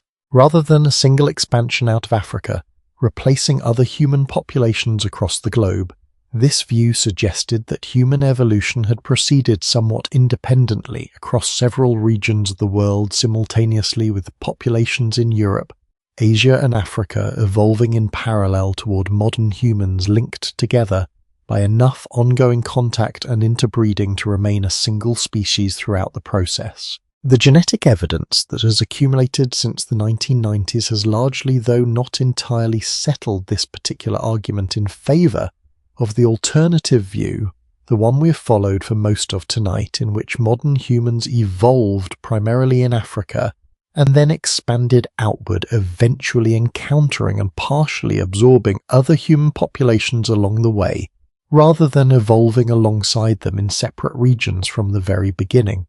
The discovery of measurable Neanderthal and Denisovan ancestry in modern populations, which we discussed earlier tonight, actually complicates this picture in an interesting way, since it means the truth sits somewhere between the two original positions rather than fully vindicating either one. Modern humans did overwhelmingly originate in Africa and did overwhelmingly replace other populations as they expanded. But that replacement was not total and it was not uniform, leaving behind exactly the kind of small, quiet genetic inheritance we have already spent time considering. A newer, and in some ways even more surprising, complication emerged in 2010 when researchers sequencing genetic material from a small bone fragment recovered in a Siberian cave identified an entirely unknown population, the Denisovans, we mentioned briefly before, known to science almost exclusively through genetics, rather than through any substantial collection of physical remains. This detail is worth sitting with for a moment, because it represents something genuinely unusual in the history of paleoanthropology, an entire distinct human population, one that interbred with our own ancestors closely enough to leave a measurable genetic signature across large parts of Asia and the Pacific today, was identified almost entirely through a fragment of bone, barely larger than a fingertip, sequenced using techniques that did not exist even a generation earlier. How many other populations like this one existed, contributing quietly to the ancestry of people alive today and left behind nothing more than a single bone fragment too small for anyone to have noticed without exactly the right laboratory tools available at exactly the right moment? It is a genuinely open question, and one that keeps researchers in this field appropriately humble about how complete they should ever expect their picture of the ancient humanity to become. A separate and for a time genuinely contentious debate unfolded much closer to home in the American Pacific Northwest, and it is worth understanding both for its scientific content and for what it reveals about how deeply these questions can intersect with living communities and their own histories. In 1996, a set of human remains eventually known as Kennewickman was discovered along the banks of the Columbia River in Washington state. Early analysis of the skull's shape led some researchers to suggest the remains showed features more similar to certain modern populations in Asia, or even more controversially and far less credibly to European populations, a claim that generated considerable public attention and for a period genuine scientific dispute over how to interpret skeletal features that can vary considerably between individuals, for reasons having little to do with deep ancestry. Several indigenous nations in the region, including the Confederated Tribes of the Umatilla Indian Reservation, identified the remains as an ancestor and sought their return for reburial according to tribal tradition, a request that became entangled for years in legal proceedings over how American law should balance scientific Yanju interest against indigenous rights to their own ancestors. The eventual resolution came fittingly for tonight's story through genetic analysis rather than through skeletal measurement alone. Deoxyribonucleic acid extracted from the remains in 2015 showed clearly that Kennewickman's closest genetic relationships were with contemporary Native American populations, including specifically the tribes who had sought his return rather than with any Asian or European population, as earlier, less reliable analysis had suggested. The remains were returned and reburied in 2017, more than 2 decades after their initial discovery. I share this story not simply for its scientific resolution, but because it illustrates something important about how this entire field has matured over the past few decades. Earlier generations of researchers sometimes drew significant conclusions from skeletal measurements alone, methods that later proved considerably less reliable than the genetic techniques that eventually superseded them. Good science in a field like this one often means being willing to have your most confident earlier conclusions overturned by the better evidence later. And the Kennewickman case remains one of the clearer examples of exactly that process playing out over real time, with real consequences for a real community waiting on the other side of the answer. There is a related controversy worth naming honestly here as well, precisely because clearly labelling it matters. In the years surrounding the Kennewickman case, a small number of researchers proposed what became known as the Solitarian hypothesis, suggesting that some of the earliest people in the Americas might have arrived not from Asia by way of Beringia, but from Europe, crossing the Atlantic along the edge of Ice Age sea ice, based on certain similarities noticed between stone tool styles in Ice Age Europe and early Clovis tools found in North America.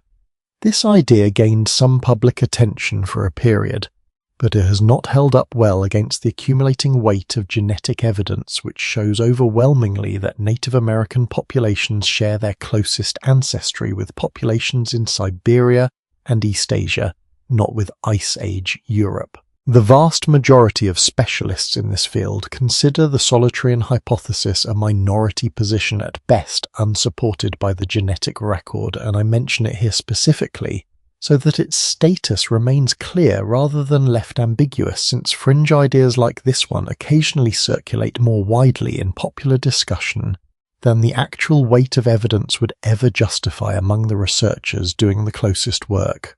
A different kind of disagreement, considerably less contentious in tone, but no less genuinely unresolved, surrounds the question of how one of history's most remarkable seafaring populations managed their extraordinary voyages across the widest ocean on the planet. We touched briefly earlier in this journey on the crossing into Sahul, but the settlement of the remote Pacific Islands hundreds and sometimes thousands of years later represents an entirely separate and, in its own way, even more staggering navigational achievement.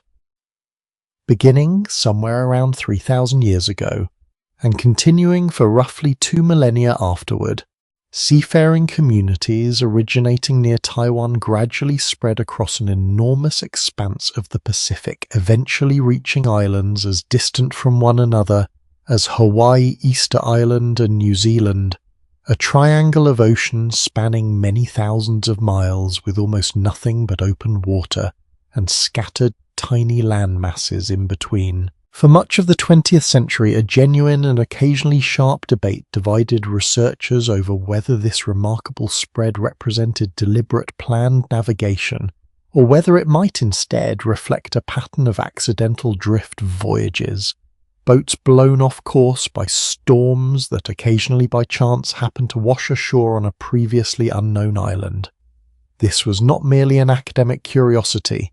It carried real implications for how history should credit or fail to credit one of the most impressive feats of maritime skill in the human story.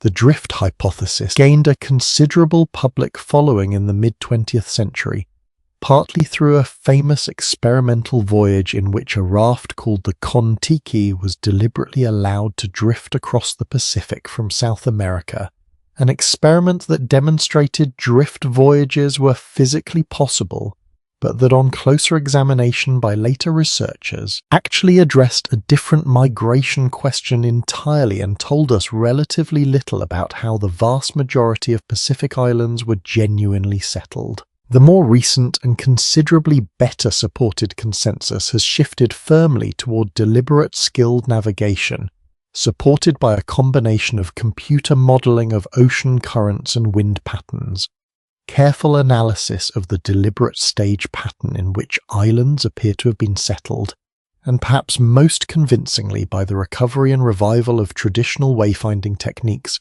among some Pacific Island communities in the latter half of the 20th century. A vessel called the Hokulea, built in the 1970s specifically to test whether traditional Polynesian navigation methods could genuinely guide a canoe across thousands of miles of open ocean without any modern instruments, successfully completed a voyage between Hawaii and Tahiti, guided entirely by a navigator reading stars, ocean swells, and the behavior of birds and clouds, demonstrating conclusively that the navigational knowledge required for these ancient voyages was neither mythical nor accidental, but a genuine, teachable, remarkably sophisticated body of practical science carried in human memory across generations, rather than written down anywhere at all.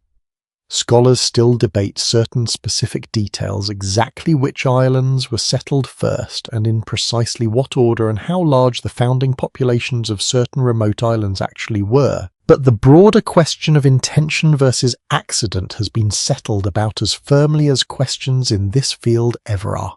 I want to sit with one more area of genuine disagreement before we move forward tonight, because it connects directly back to something we touched on earlier and deserves a fuller, more honest treatment now, when we discuss the massive population shift that reshaped the ancestry of Europe roughly 5,000 years ago, carried by herding communities originating from the grasslands north of the Black and Caspian Seas. I mentioned that this migration is closely tied to one of history's great linguistic mysteries, the question of where the ancestral language behind most of Europe's and a considerable portion of Asia's modern languages actually originated. This question, often called the Indo-European homeland problem, has divided linguists and archaeologists for well over a century, and it remains genuinely unresolved even today, though the shape of the disagreement has narrowed considerably in recent decades. Two competing explanations have dominated this debate for the longest. One, often called the steppe hypothesis, points toward exactly the herding populations we discussed earlier, suggesting that the ancestral Indo-European language spread outward from the grasslands of what is now Ukraine and southern Russia, carried by mobile pastoralist communities whose mobility, aided eventually by domesticated horses, allowed their language to spread across an enormous territory in a relatively compressed span of time. The other, often called the Anatolian hypothesis, suggests instead a considerably earlier and slower spread tied not to mobile herders but to the gradual expansion of farming communities outward from Anatolia in what is now Turkey, beginning thousands of years earlier than the steppe migrations, with language spreading gradually alongside agriculture rather than arriving suddenly with mounted herders. Each hypothesis draws on real substantial evidence, which is precisely what makes this disagreement so difficult to resolve cleanly. Reconstructed vocabulary, painstakingly rebuilt by linguists comparing related words across dozens of modern and ancient languages, includes terms related to wheeled vehicles and to certain domesticated animals' details that fit more naturally with the later, faster steppe migration than with the earlier farming expansion. Yet the deep, layered structure of how Indo-European languages appear to have branched and diversified over time seems to some linguists to require considerably more centuries than the steppe hypothesis alone comfortably allows, pointing instead toward an older point of origin. Genetic evidence has added its own complicated layer to this argument rather than resolving it outright, confirming clearly that the steppe migration we discussed earlier did happen and did substantially reshape the ancestry of Europe without fully settling whether that particular migration was the original source of the language family, or whether it instead spread and reinforced a language that may have already been present in some earlier form carried there by farmers migrating centuries before. What survives from all of this more than any conclusive answer is the fact that language itself leaves no fossil, no burial, no isotope signature locked into ancient enamel. It moves invisibly carried in speech between generations, and by the time any written record exists to capture it, the deepest layers of its history are already in most cases permanently out of reach. Scholars will very likely continue refining this particular debate for decades to come, drawing on new archaeological finds, new linguistic reconstructions, and quite possibly new genetic techniques not yet developed, without any guarantee that a fully satisfying answer will ever emerge at all. And there is something oddly comforting in that admission, I think, lying here together in the quiet of it. Not every mystery this story holds is meant to be solved. Some are simply meant to be sat with, honestly held carefully and passed forward, the way so much of what we have followed tonight was passed forward long before anyone thought to write any of it down. What all of these arguments share, whatever their specific details, is the same underlying truth we keep circling back to across tonight's long journey. Every migration we have followed left consequences considerably larger than the individual travellers who lived through it ever could have imagined, consequences that rippled outward across languages, genetics, and entire continents in ways that are still even now being carefully reconstructed by researchers working with tools our ancient travellers could never have dreamed existed. A grain of rice held between two fingers does not look like it could carry the weight of an entire civilization's history, and yet in more than one part of the world it did exactly that. We have spent a great deal of tonight following the people who moved. It is worth turning our attention now toward everything that moved along with them, because migration was never simply a story of bodies crossing distance.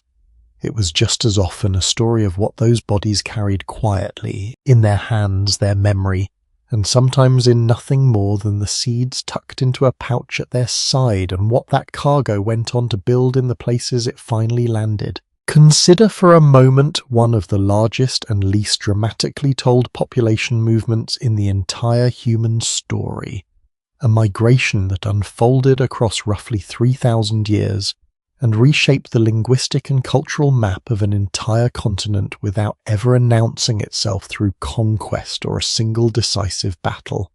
Beginning somewhere in what is now the border region between Nigeria and Cameroon, communities speaking early forms of what linguists now call the Bantu language family began a gradual expansion, first eastward and then southward, spreading eventually across most of the southern half of the African continent. This was not a sudden invasion. It unfolded across roughly 150 generations' families, moving perhaps only a little farther than their parents had clearing land, planting crops and gradually settling into new river valleys and forest clearings, generation folding quietly into generation across an almost unimaginable span of time. What makes this expansion so significant is not simply its geographic scale, though that scale alone is worth sitting with. Today, more than 500 distinct but related languages descend from this single ancestral tongue, spoken by hundreds of millions of people across a vast stretch of the continent from the Democratic Republic of the Congo down through much of southern Africa. What carried this expansion forward as far as researchers can currently reconstruct it wasn't military conquest in any sense we would recognize, but something considerably quieter and in its own way more durable. These communities carried knowledge of iron working with them as they moved, the ability to smelt ore and forge tools capable of clearing dense forest far more efficiently than stone implements ever could, alongside crops suited to tropical and subtropical farming that allowed settled agricultural life to take root in environments that had previously supported only smaller, more mobile populations of hunters and gatherers. Iron itself deserves a moment of its own attention here, because its spread illustrates something genuinely interesting about how technology and migration reinforce one another across deep history. The ability to smelt iron ore requires sustained, carefully controlled heat along with specific knowledge about which stones to gather and how long to maintain a furnace at the correct temperature. Knowledge that could not simply be guessed at by watching from a distance. It had to be taught directly by someone who already understood the process, which means that wherever ironworking appears in the archaeological record of a new region, it points with reasonable confidence toward actual people moving into that region and settling there rather than toward a technique spreading purely through trade or rumor. Communities equipped with iron tools could clear forest for farming at a pace earlier populations simply could not match, which in turn allowed larger, more permanent settlements to take root, which in turn supported larger populations in a slow self-reinforcing cycle that over centuries reshaped the demographic balance of an entire continent. I find something worth pausing on in how invisible this entire process would have felt to any single family living through even a meaningful slice of it. No one alive at any given moment during those 150 generations would have experienced anything resembling a dramatic migration story. They likely experienced something closer to an ordinary life, clearing a new field a little farther from where their parents had settled, perhaps encountering communities already living in the region, perhaps trading with them, perhaps intermarrying, perhaps simply coexisting nearby for generations before any deeper blending occurred. The evidence remains genuinely incomplete regarding exactly how these encounters unfolded in most specific regions, since so much of what we know comes from linguistic reconstruction and scattered archaeological sites, rather than any continuous written record, but the broader genetic and linguistic pattern is unmistakable.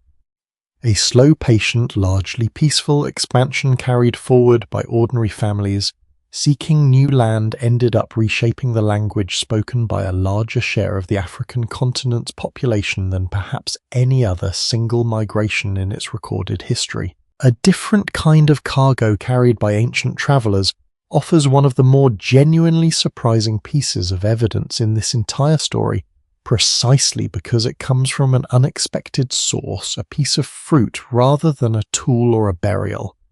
Bananas in their domesticated form originated in Southeast Asia and the nearby islands of the Pacific, and yet archaeological and genetic evidence shows they were established as a cultivated crop in parts of Africa considerably earlier than most historical records can easily explain. Bananas do not cross oceans on their own. They require a person to carry a cutting or a corm deliberately, and to plant it somewhere it can take root, which means their presence in ancient Africa is essentially a kind of biological fingerprint, quiet but unmistakable evidence of contact across the Indian Ocean between Southeast Asia and the African coast, occurring long before most conventional historical accounts of Indian Ocean trade would suggest such contact was even taking place. Why does this matter so much to the larger story we have been following tonight? Because it illustrates in a single small piece of fruit something true about migration that easily gets lost when we focus only on the dramatic crossings, the perilous voyages, the forced marches. Sometimes the clearest evidence of an ancient journey is not a footprint or a genome or a burial at all. Sometimes it is something considerably more ordinary, a crop still growing today in a field its original travellers could never have imagined existing, carrying forward a memory that no written record was ever kept to preserve. A traveller moving with a banana shoot tucked carefully among their belongings was not thinking in that moment about the deep history they were creating. They were almost certainly thinking about something far simpler, whether this familiar food might grow successfully in a new and unfamiliar place, and whether it might help sustain the community they hoped to build there. And yet that small practical decision left a trace durable enough for researchers many thousands of years later to trace an entire ocean crossing through nothing more than a fruit still growing in fields far from where it first took root. Trade routes offer their own version of this same pattern on a scale considerably larger and more sustained than any single crop's journey. The network of overland and maritime routes historians now generally refer to as the Silk Road is often described almost entirely in terms of the goods that travelled along its silk, certainly, but also spices, precious metals, glass, and countless other valuable objects, moving between empires that in many cases never had direct contact with one another at all. What tends to receive less attention is the fact that every single item moving along those routes depended entirely on actual human beings willing to undertake the journey required to carry it. Merchants crossed some of the most punishing desert terrain on the planet. Guides maintained detailed, carefully guarded knowledge of which wells still held water and which mountain passes remained safely open during a given season. Translators, essential to nearly every transaction along the route, learned multiple languages well enough to negotiate fairly complex trade agreements between people who shared no common tongue at all. What moved alongside these goods carried by the same merchants, translators, and travellers who made the physical trade possible proved in many respects considerably more consequential than the silk or spices themselves. Religious traditions spread along these same routes, carried by monks and pilgrims travelling the identical paths used by merchants planting Buddhist communities across Central Asia. Centuries before those same routes carried other religious traditions in the opposite direction. Artistic styles blended and transformed as craftspeople encountered techniques from distant regions and incorporated them into their own traditions, producing hybrid artistic forms that could only have emerged at exactly these crossroads of sustained human contact. Medical knowledge, agricultural techniques and mathematical concepts moved along these same corridors as well, carried not in any single dramatic transmission, but through countless small individual exchanges, a healer here, explaining a treatment to a traveller passing through a merchant there, picking up a mathematical technique from a trading partner and carrying it home to a completely different part of the world.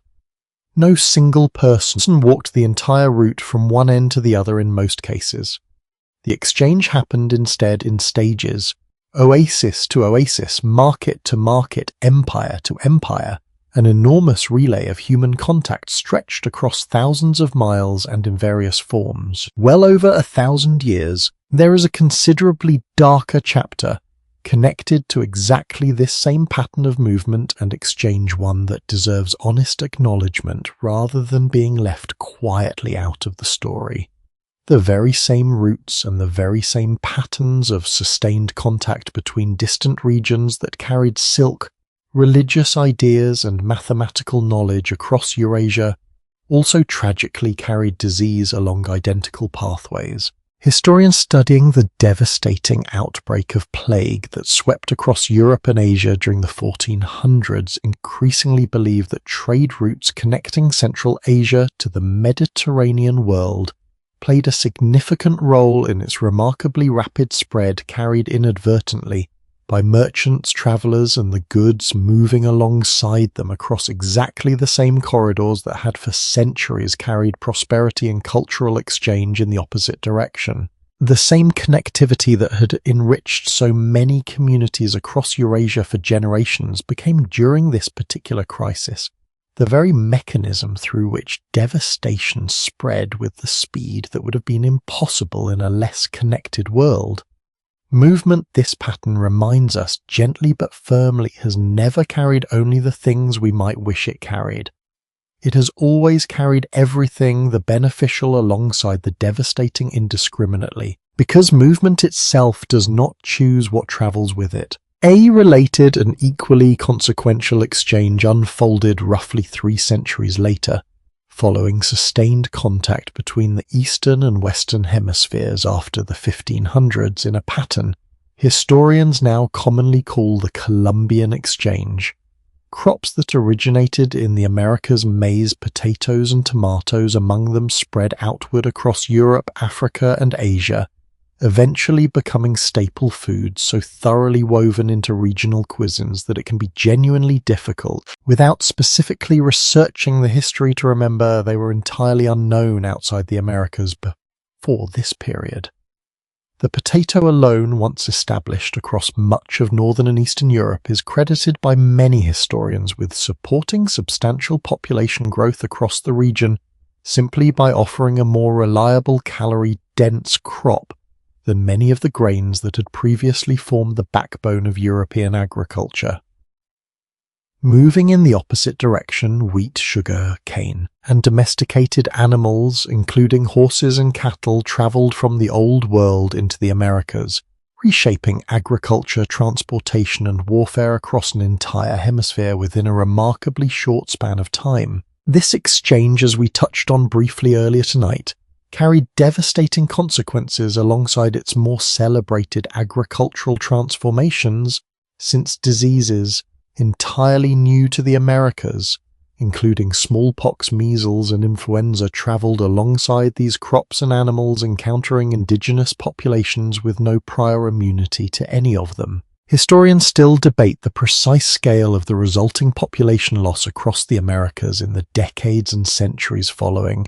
Sustained contact, since reliable population figures from before this period are difficult to establish with confidence, but the most widely accepted reconstructions suggest losses on a scale genuinely difficult to comprehend in some regions, reducing indigenous populations by the majority of their pre-contact numbers within only a few generations. It stands as one of the clearest and most sobering examples in this entire story of how movement carries consequences.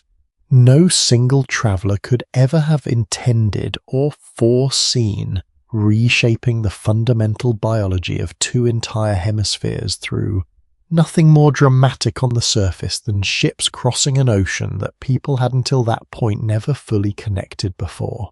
Not every consequence of migration unfolded on quite so vast a scale, and I want to close this part of our journey with something considerably smaller and in its own way considerably warmer, because it illustrates how this same pattern of movement and consequence continued to operate well into the more recent past on a scale close enough to touch nearly every family listening to this tonight. Consider the simple mechanism of a letter written by a hand and carried across an ocean by ship during the great waves of migration that reshaped cities across the Atlantic world in the 1800s and early 1900s. A single migrant, having successfully settled in a new city, might write home describing available work, affordable lodging, and the general conditions of daily life in this unfamiliar place. That letter read aloud perhaps to an entire extended family, gathered around a kitchen table in a village the migrant had left behind, often became the deciding factor in whether a cousin, a sibling, or a childhood friend chose to risk the same difficult journey. This pattern, which researchers now generally call chain migration, explains a great deal about why immigrant neighborhoods in cities like New York, Chicago, and Liverpool, so often clustered by very specific region of origin, sometimes down to the level of a single village or valley, rather than dispersing evenly across the broader population of newcomers arriving from a given country. A family from one particular town in Ireland or Sicily or southern China would settle near others from that exact same town, creating neighborhoods where a specific dialect, specific foods, and specific customs remained recognizably intact for generations, sustained not by any coordinated plan, but simply by the accumulated weight of individual letters, individual invitations, individual decisions to follow someone who had already made the crossing successfully. What strikes me most sitting with this particular thread of the story is how it connects the grandest patterns we have followed tonight. Entire language families spreading across continents, ancient trade routes carrying both prosperity and plague in equal measure to something considerably more intimate and human in scale. A single sheet of paper carried across an ocean carrying nothing more dramatic than one person's honest account of their new life could reshape the destiny of an entire extended family, pulling threads of that family gradually across an ocean, one relative at a time, until a street in a foreign city came to feel in its language, its cooking, and its rhythms of daily life remarkably like the village left behind. The mechanism is humble.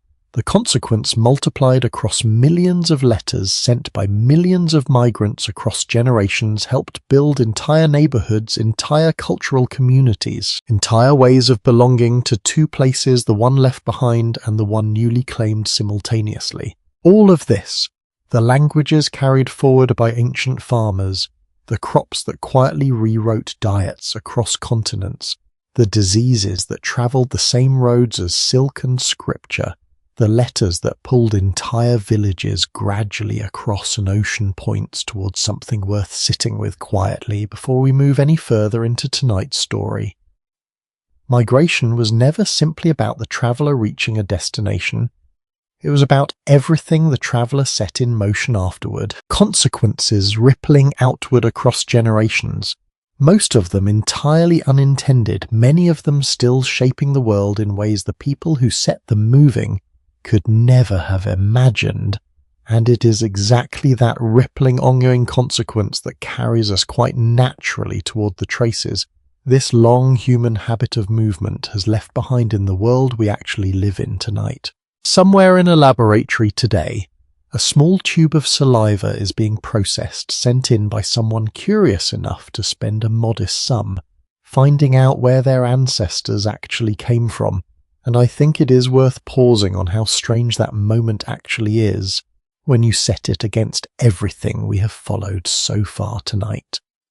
A person sits at their kitchen table, seals an envelope, and a few weeks later receives a percentage breakdown of ancestry drawn from population groups scattered across continents their family may never have consciously discussed in living memory. The science behind this convenience rests entirely on the same genetic principles we spent time with. Earlier this evening, the quiet, patient work of comparing inherited markers against reference populations built from decades of academic research into exactly the migrations we've been tracing since Part 1. What used to require years of careful excavation and laboratory analysis by specialists now arrives in simplified form as a colourful pie chart on a smartphone screen. And it is worth remembering each time we look at one that behind every single percentage on that chart sits a real journey undertaken by real people, most of them walking towards decisions we will never fully understand. This modern convenience carries its own quiet complications, ones worth naming honestly rather than glossing over. Commercial ancestry testing relies on comparing a person's genetic markers against reference populations that are by necessity incomplete and unevenly sampled across the globe, since some regions have contributed far more genetic data to these databases than others, for reasons tied closely to funding access and history rather than to any actual difference in how thoroughly one population's ancestry deserves to be understood. This means the percentages returned to any given customer are best understood as estimates built from currently available comparison data, not as some final unchangeable truth about a person's deep ancestry. Scholars in the field of population genetics continue to refine these reference databases every year, and results that a person received a decade ago from certain testing companies often shift meaningfully when reanalyzed against today's considerably larger and more geographically balanced datasets. The story locked inside our bodies, it turns out, is not something science finishes reading once and then simply closes. It is something we continue slowly to read more clearly with each passing year. What these tests have revealed in aggregate across millions of customers now offers its own quiet confirmation of nearly everything we have followed tonight. Populations that on the surface appear to have remained rooted in one place for generation after generation frequently reveal genetic ancestry pointing toward migrations that occurred centuries or even millennia earlier, movements no family history or oral tradition retained any memory of at all. A family that has lived in the same English village for as many generations as anyone can trace on paper may still carry a measurable trace of ancestry connecting them to populations that swept across Europe from the eastern grasslands 5,000 years ago. Exactly the migration we discussed several parts ago tonight folded quietly into their genetic code with absolutely no corresponding memory preserved anywhere in family stories or written records. This is in its own way one of the more moving discoveries genetic science has offered us in recent decades. Memory forgets far more than the body does. The stories we tell about where we come from are always at best a partial account resting on top of a considerably deeper and stranger truth, written into cells that have no interest in narrative convenience at all. Culture, it turns out, remembers migration in ways considerably more vivid and immediate than any genetic percentage ever could. And nowhere is this more apparent than in something as ordinary as the food sitting on a dinner table tonight in kitchens scattered across the world. Consider a dish most people would consider distinctly unmistakably associated with a single country, and then consider how frequently that assumption turns out to be considerably more complicated than it first appears. The tomato, now central to Italian cuisine, in a way that feels almost impossible to separate from Italian identity itself, originated in the Americas and did not arrive in Europe until after the Columbian exchange we discussed a little while ago, meaning that Italian cooking, as most of the world recognizes it today, is genuinely inconceivable without a migration that occurred barely 5 centuries in the past.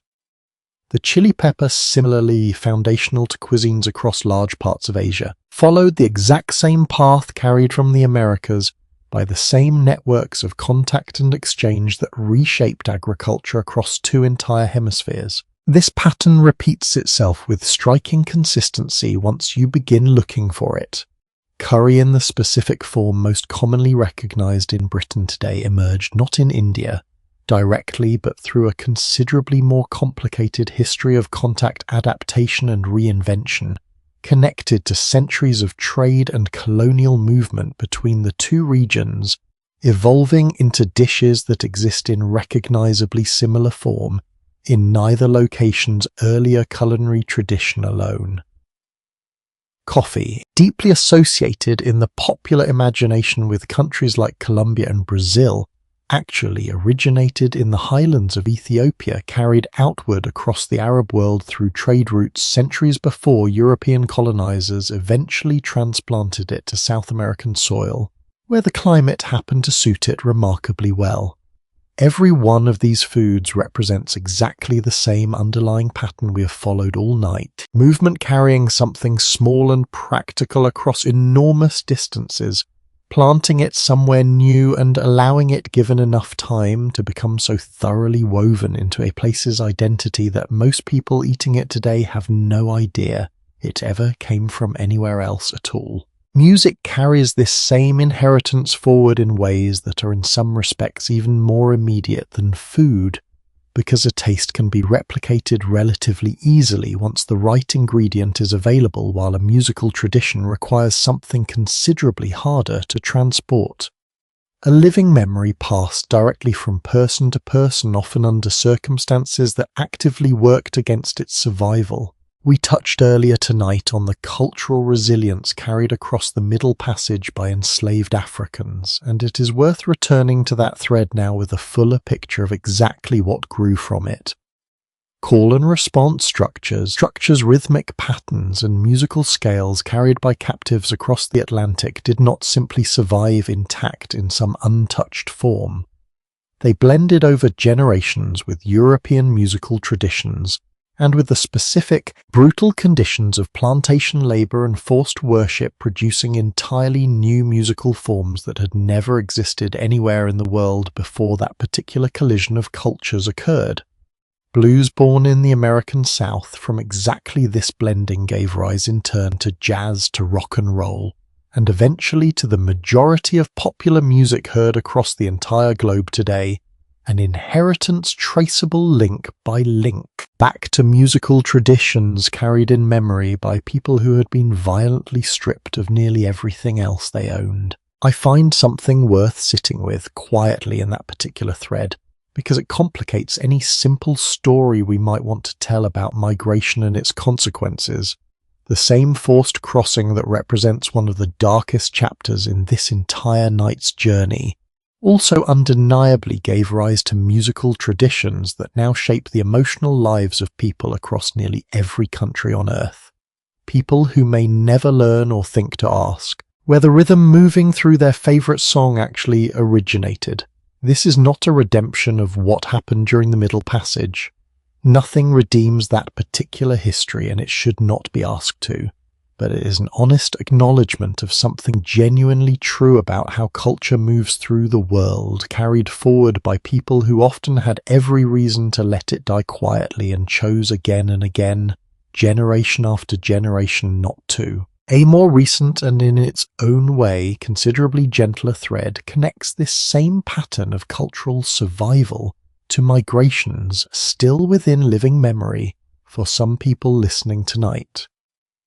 Following the widespread devastation of the Second World War, several European countries facing serious labor shortages invited workers from abroad under programs explicitly described at the time as temporary. West Germany's agreement with Turkey, signed in the 1960s, offers one of the clearer examples of exactly how thoroughly that word temporary failed to describe what actually unfolded. Workers arrived initially expecting to stay only long enough to earn wages and return home, but factories needed continued labor. Families gradually followed the men who had come first, and children born in Germany grew up navigating two languages and two cultural inheritances, simultaneously belonging, in a sense, fully to neither one and fully to both at once. Turkish communities that took root during this period built mosques, opened restaurants, established newspapers, and became so thoroughly woven into German daily life that later generations sometimes struggle to explain to people outside their own community that their family's history in the country stretched back several full decades, considerably longer than many assumptions about who belonged where were prepared to acknowledge. A remarkably similar pattern unfolded in Britain during roughly the same period, though it began slightly earlier and carried its own distinct texture. The arrival of the ship Empire Windrush in 1948, carrying passengers from the Caribbean who had been invited implicitly or explicitly to help rebuild a country devastated by war, became a symbol for a much larger and more sustained migration that continued for decades afterward. These new arrivals filled essential roles across transport, healthcare and public services at precisely the moment Britain needed that labour most urgently, and yet many encountered open hostility, discriminatory housing practices and considerable social exclusion despite the very real necessity of their contribution. What is worth naming honestly here, and what connects this story back to nearly everything we have traced tonight, is a pattern that repeats itself with almost uncomfortable consistency across the centuries. Societies have again and again actively needed the labour, the skill and the presence of migrants at the exact moments they were culturally least prepared to fully welcome them. Necessity and acceptance, it turns out, have rarely arrived on.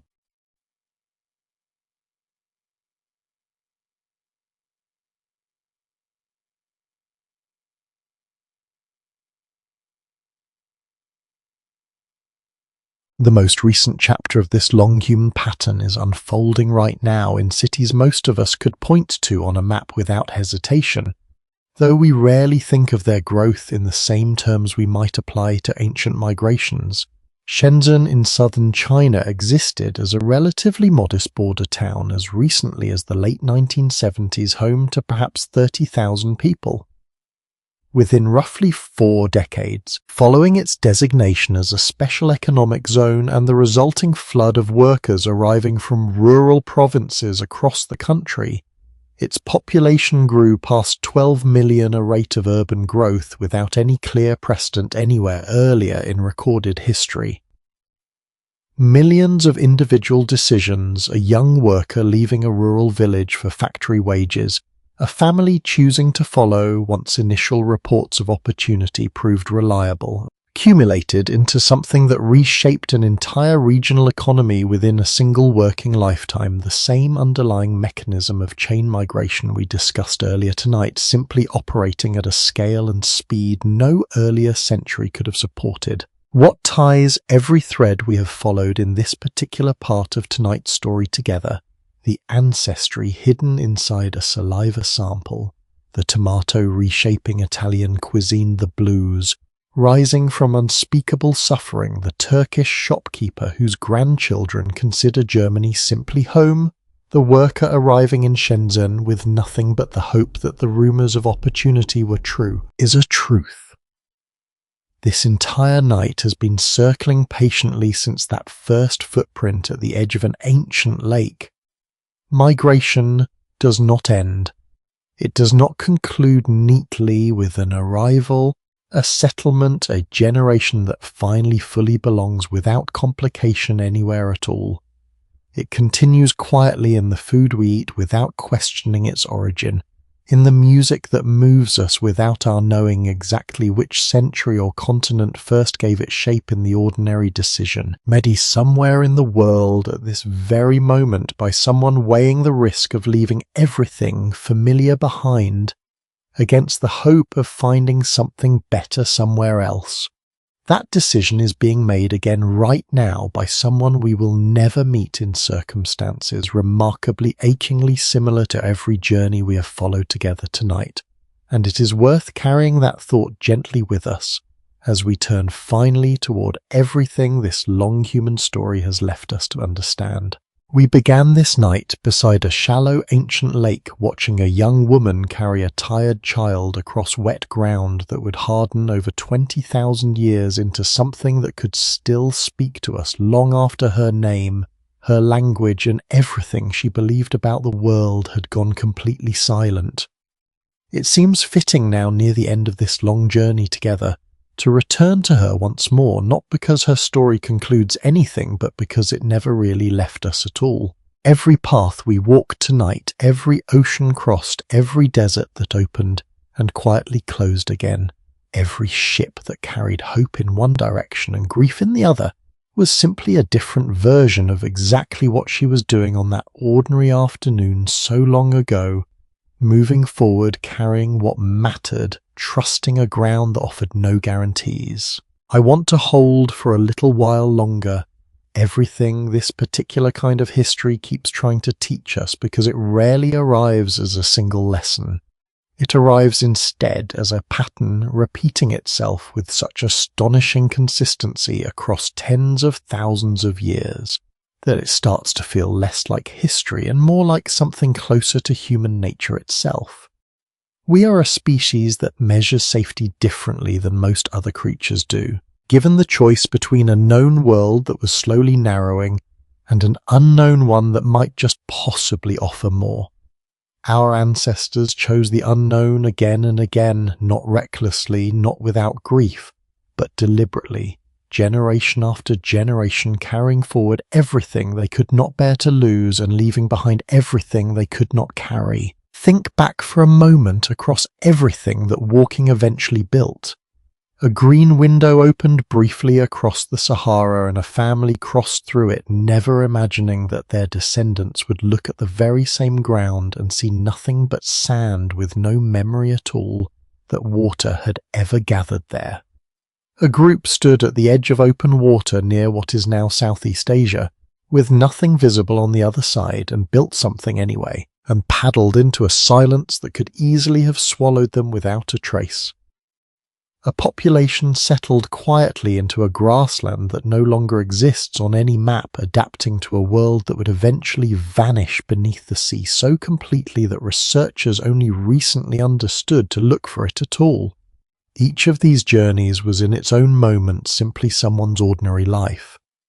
No one crossing that desert or that channel of water or settling into that grassland understood themselves to be making history.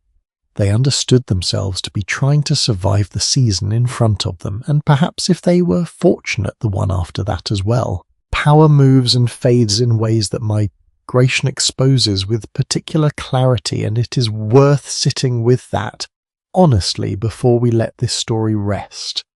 Empires that once commanded roads stretching across continents eventually crumbled into fragments a traveller could cross in a single afternoon.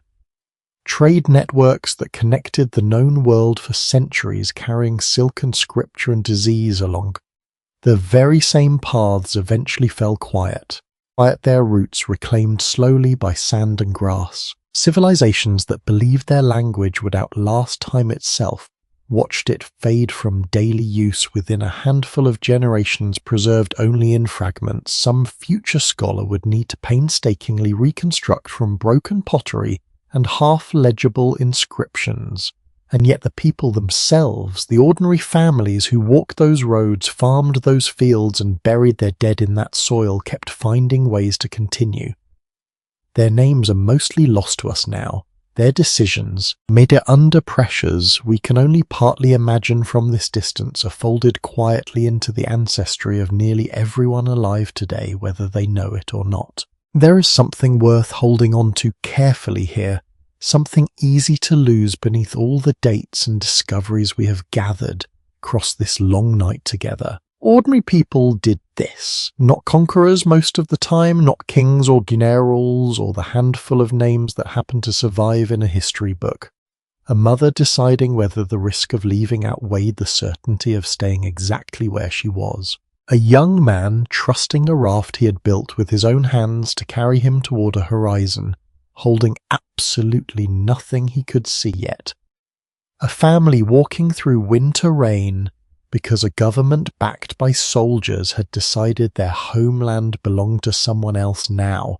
A worker boarding a ship bound for a country that needed his labour considerably more than it was willing to admit needing his presence. These were not extraordinary people performing extraordinary acts for the benefit of history's later judgment.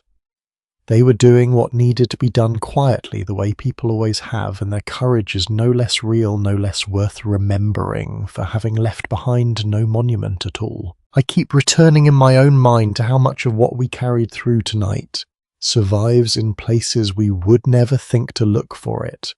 A grain of rice, a cutting of banana root, a melody hummed quietly under conditions designed specifically to erase it.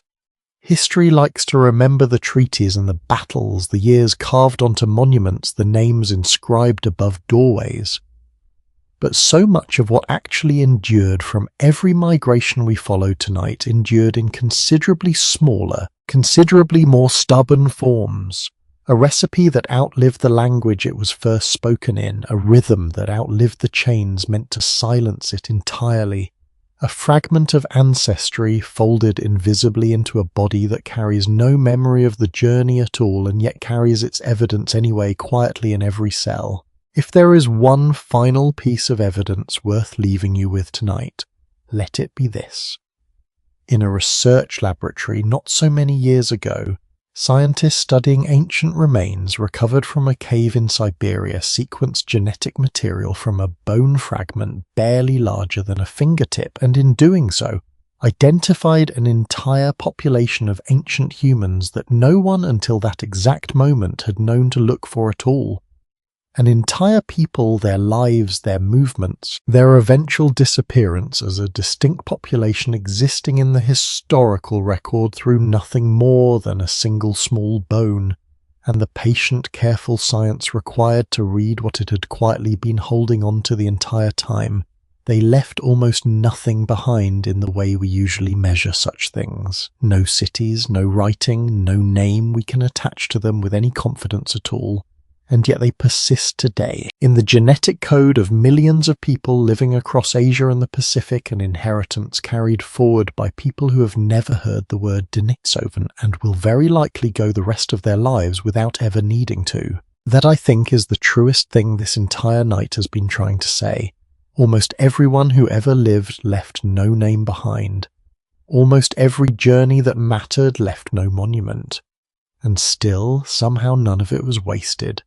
It moved forward anyway, folded into the bodies, the languages, the recipes, and the quiet habits of people who never asked to inherit any of it and received it all the same. Let the sound of that settle now slowly the way the desert once settled over lakes that used to hold fish and birds and the reflection of an evening sky. The rivers that guided so many of these journeys still run somewhere tonight, though most have long since changed their course. The roads that carried merchants and refugees and letters promising a better life have mostly gone quiet, buried now beneath newer roads that serve entirely different purposes. The ships have mostly rotted or rusted or been broken apart for scrap their names, remembered if remembered at all, only in old shipping records no one thinks to open anymore. But the walking never really stopped. It simply changed shape the way a river changes shape without ever ceasing to be a river. Somewhere tonight, in a language none of us listening right now would recognize, someone is telling a child a story about where their family came from. Somewhere a small bag is being packed carefully with only what can be carried. Somewhere a letter is being written, describing a distant city, hoping it might convince someone back home to follow. Somewhere a family is crossing a border in the dark, carrying nothing but each other, and the hope that the other side will be safer than the one they are leaving. None of them know they are part of the same story we followed tonight. They never do in the moment. That is perhaps the gentlest truth of all. The lake has long since dried. The footprints have hardened into stone and then into evidence, and then tonight into something closer to a story shared quietly between us. But somewhere the ground is still soft. Somewhere someone is stepping into it for the first time. Rest now. The road behind us grows quiet. Somewhere a fire is being banked for the night. Somewhere a door is closing softly. The long human story keeps walking gently into whatever comes next. And here for tonight, ours can finally rest.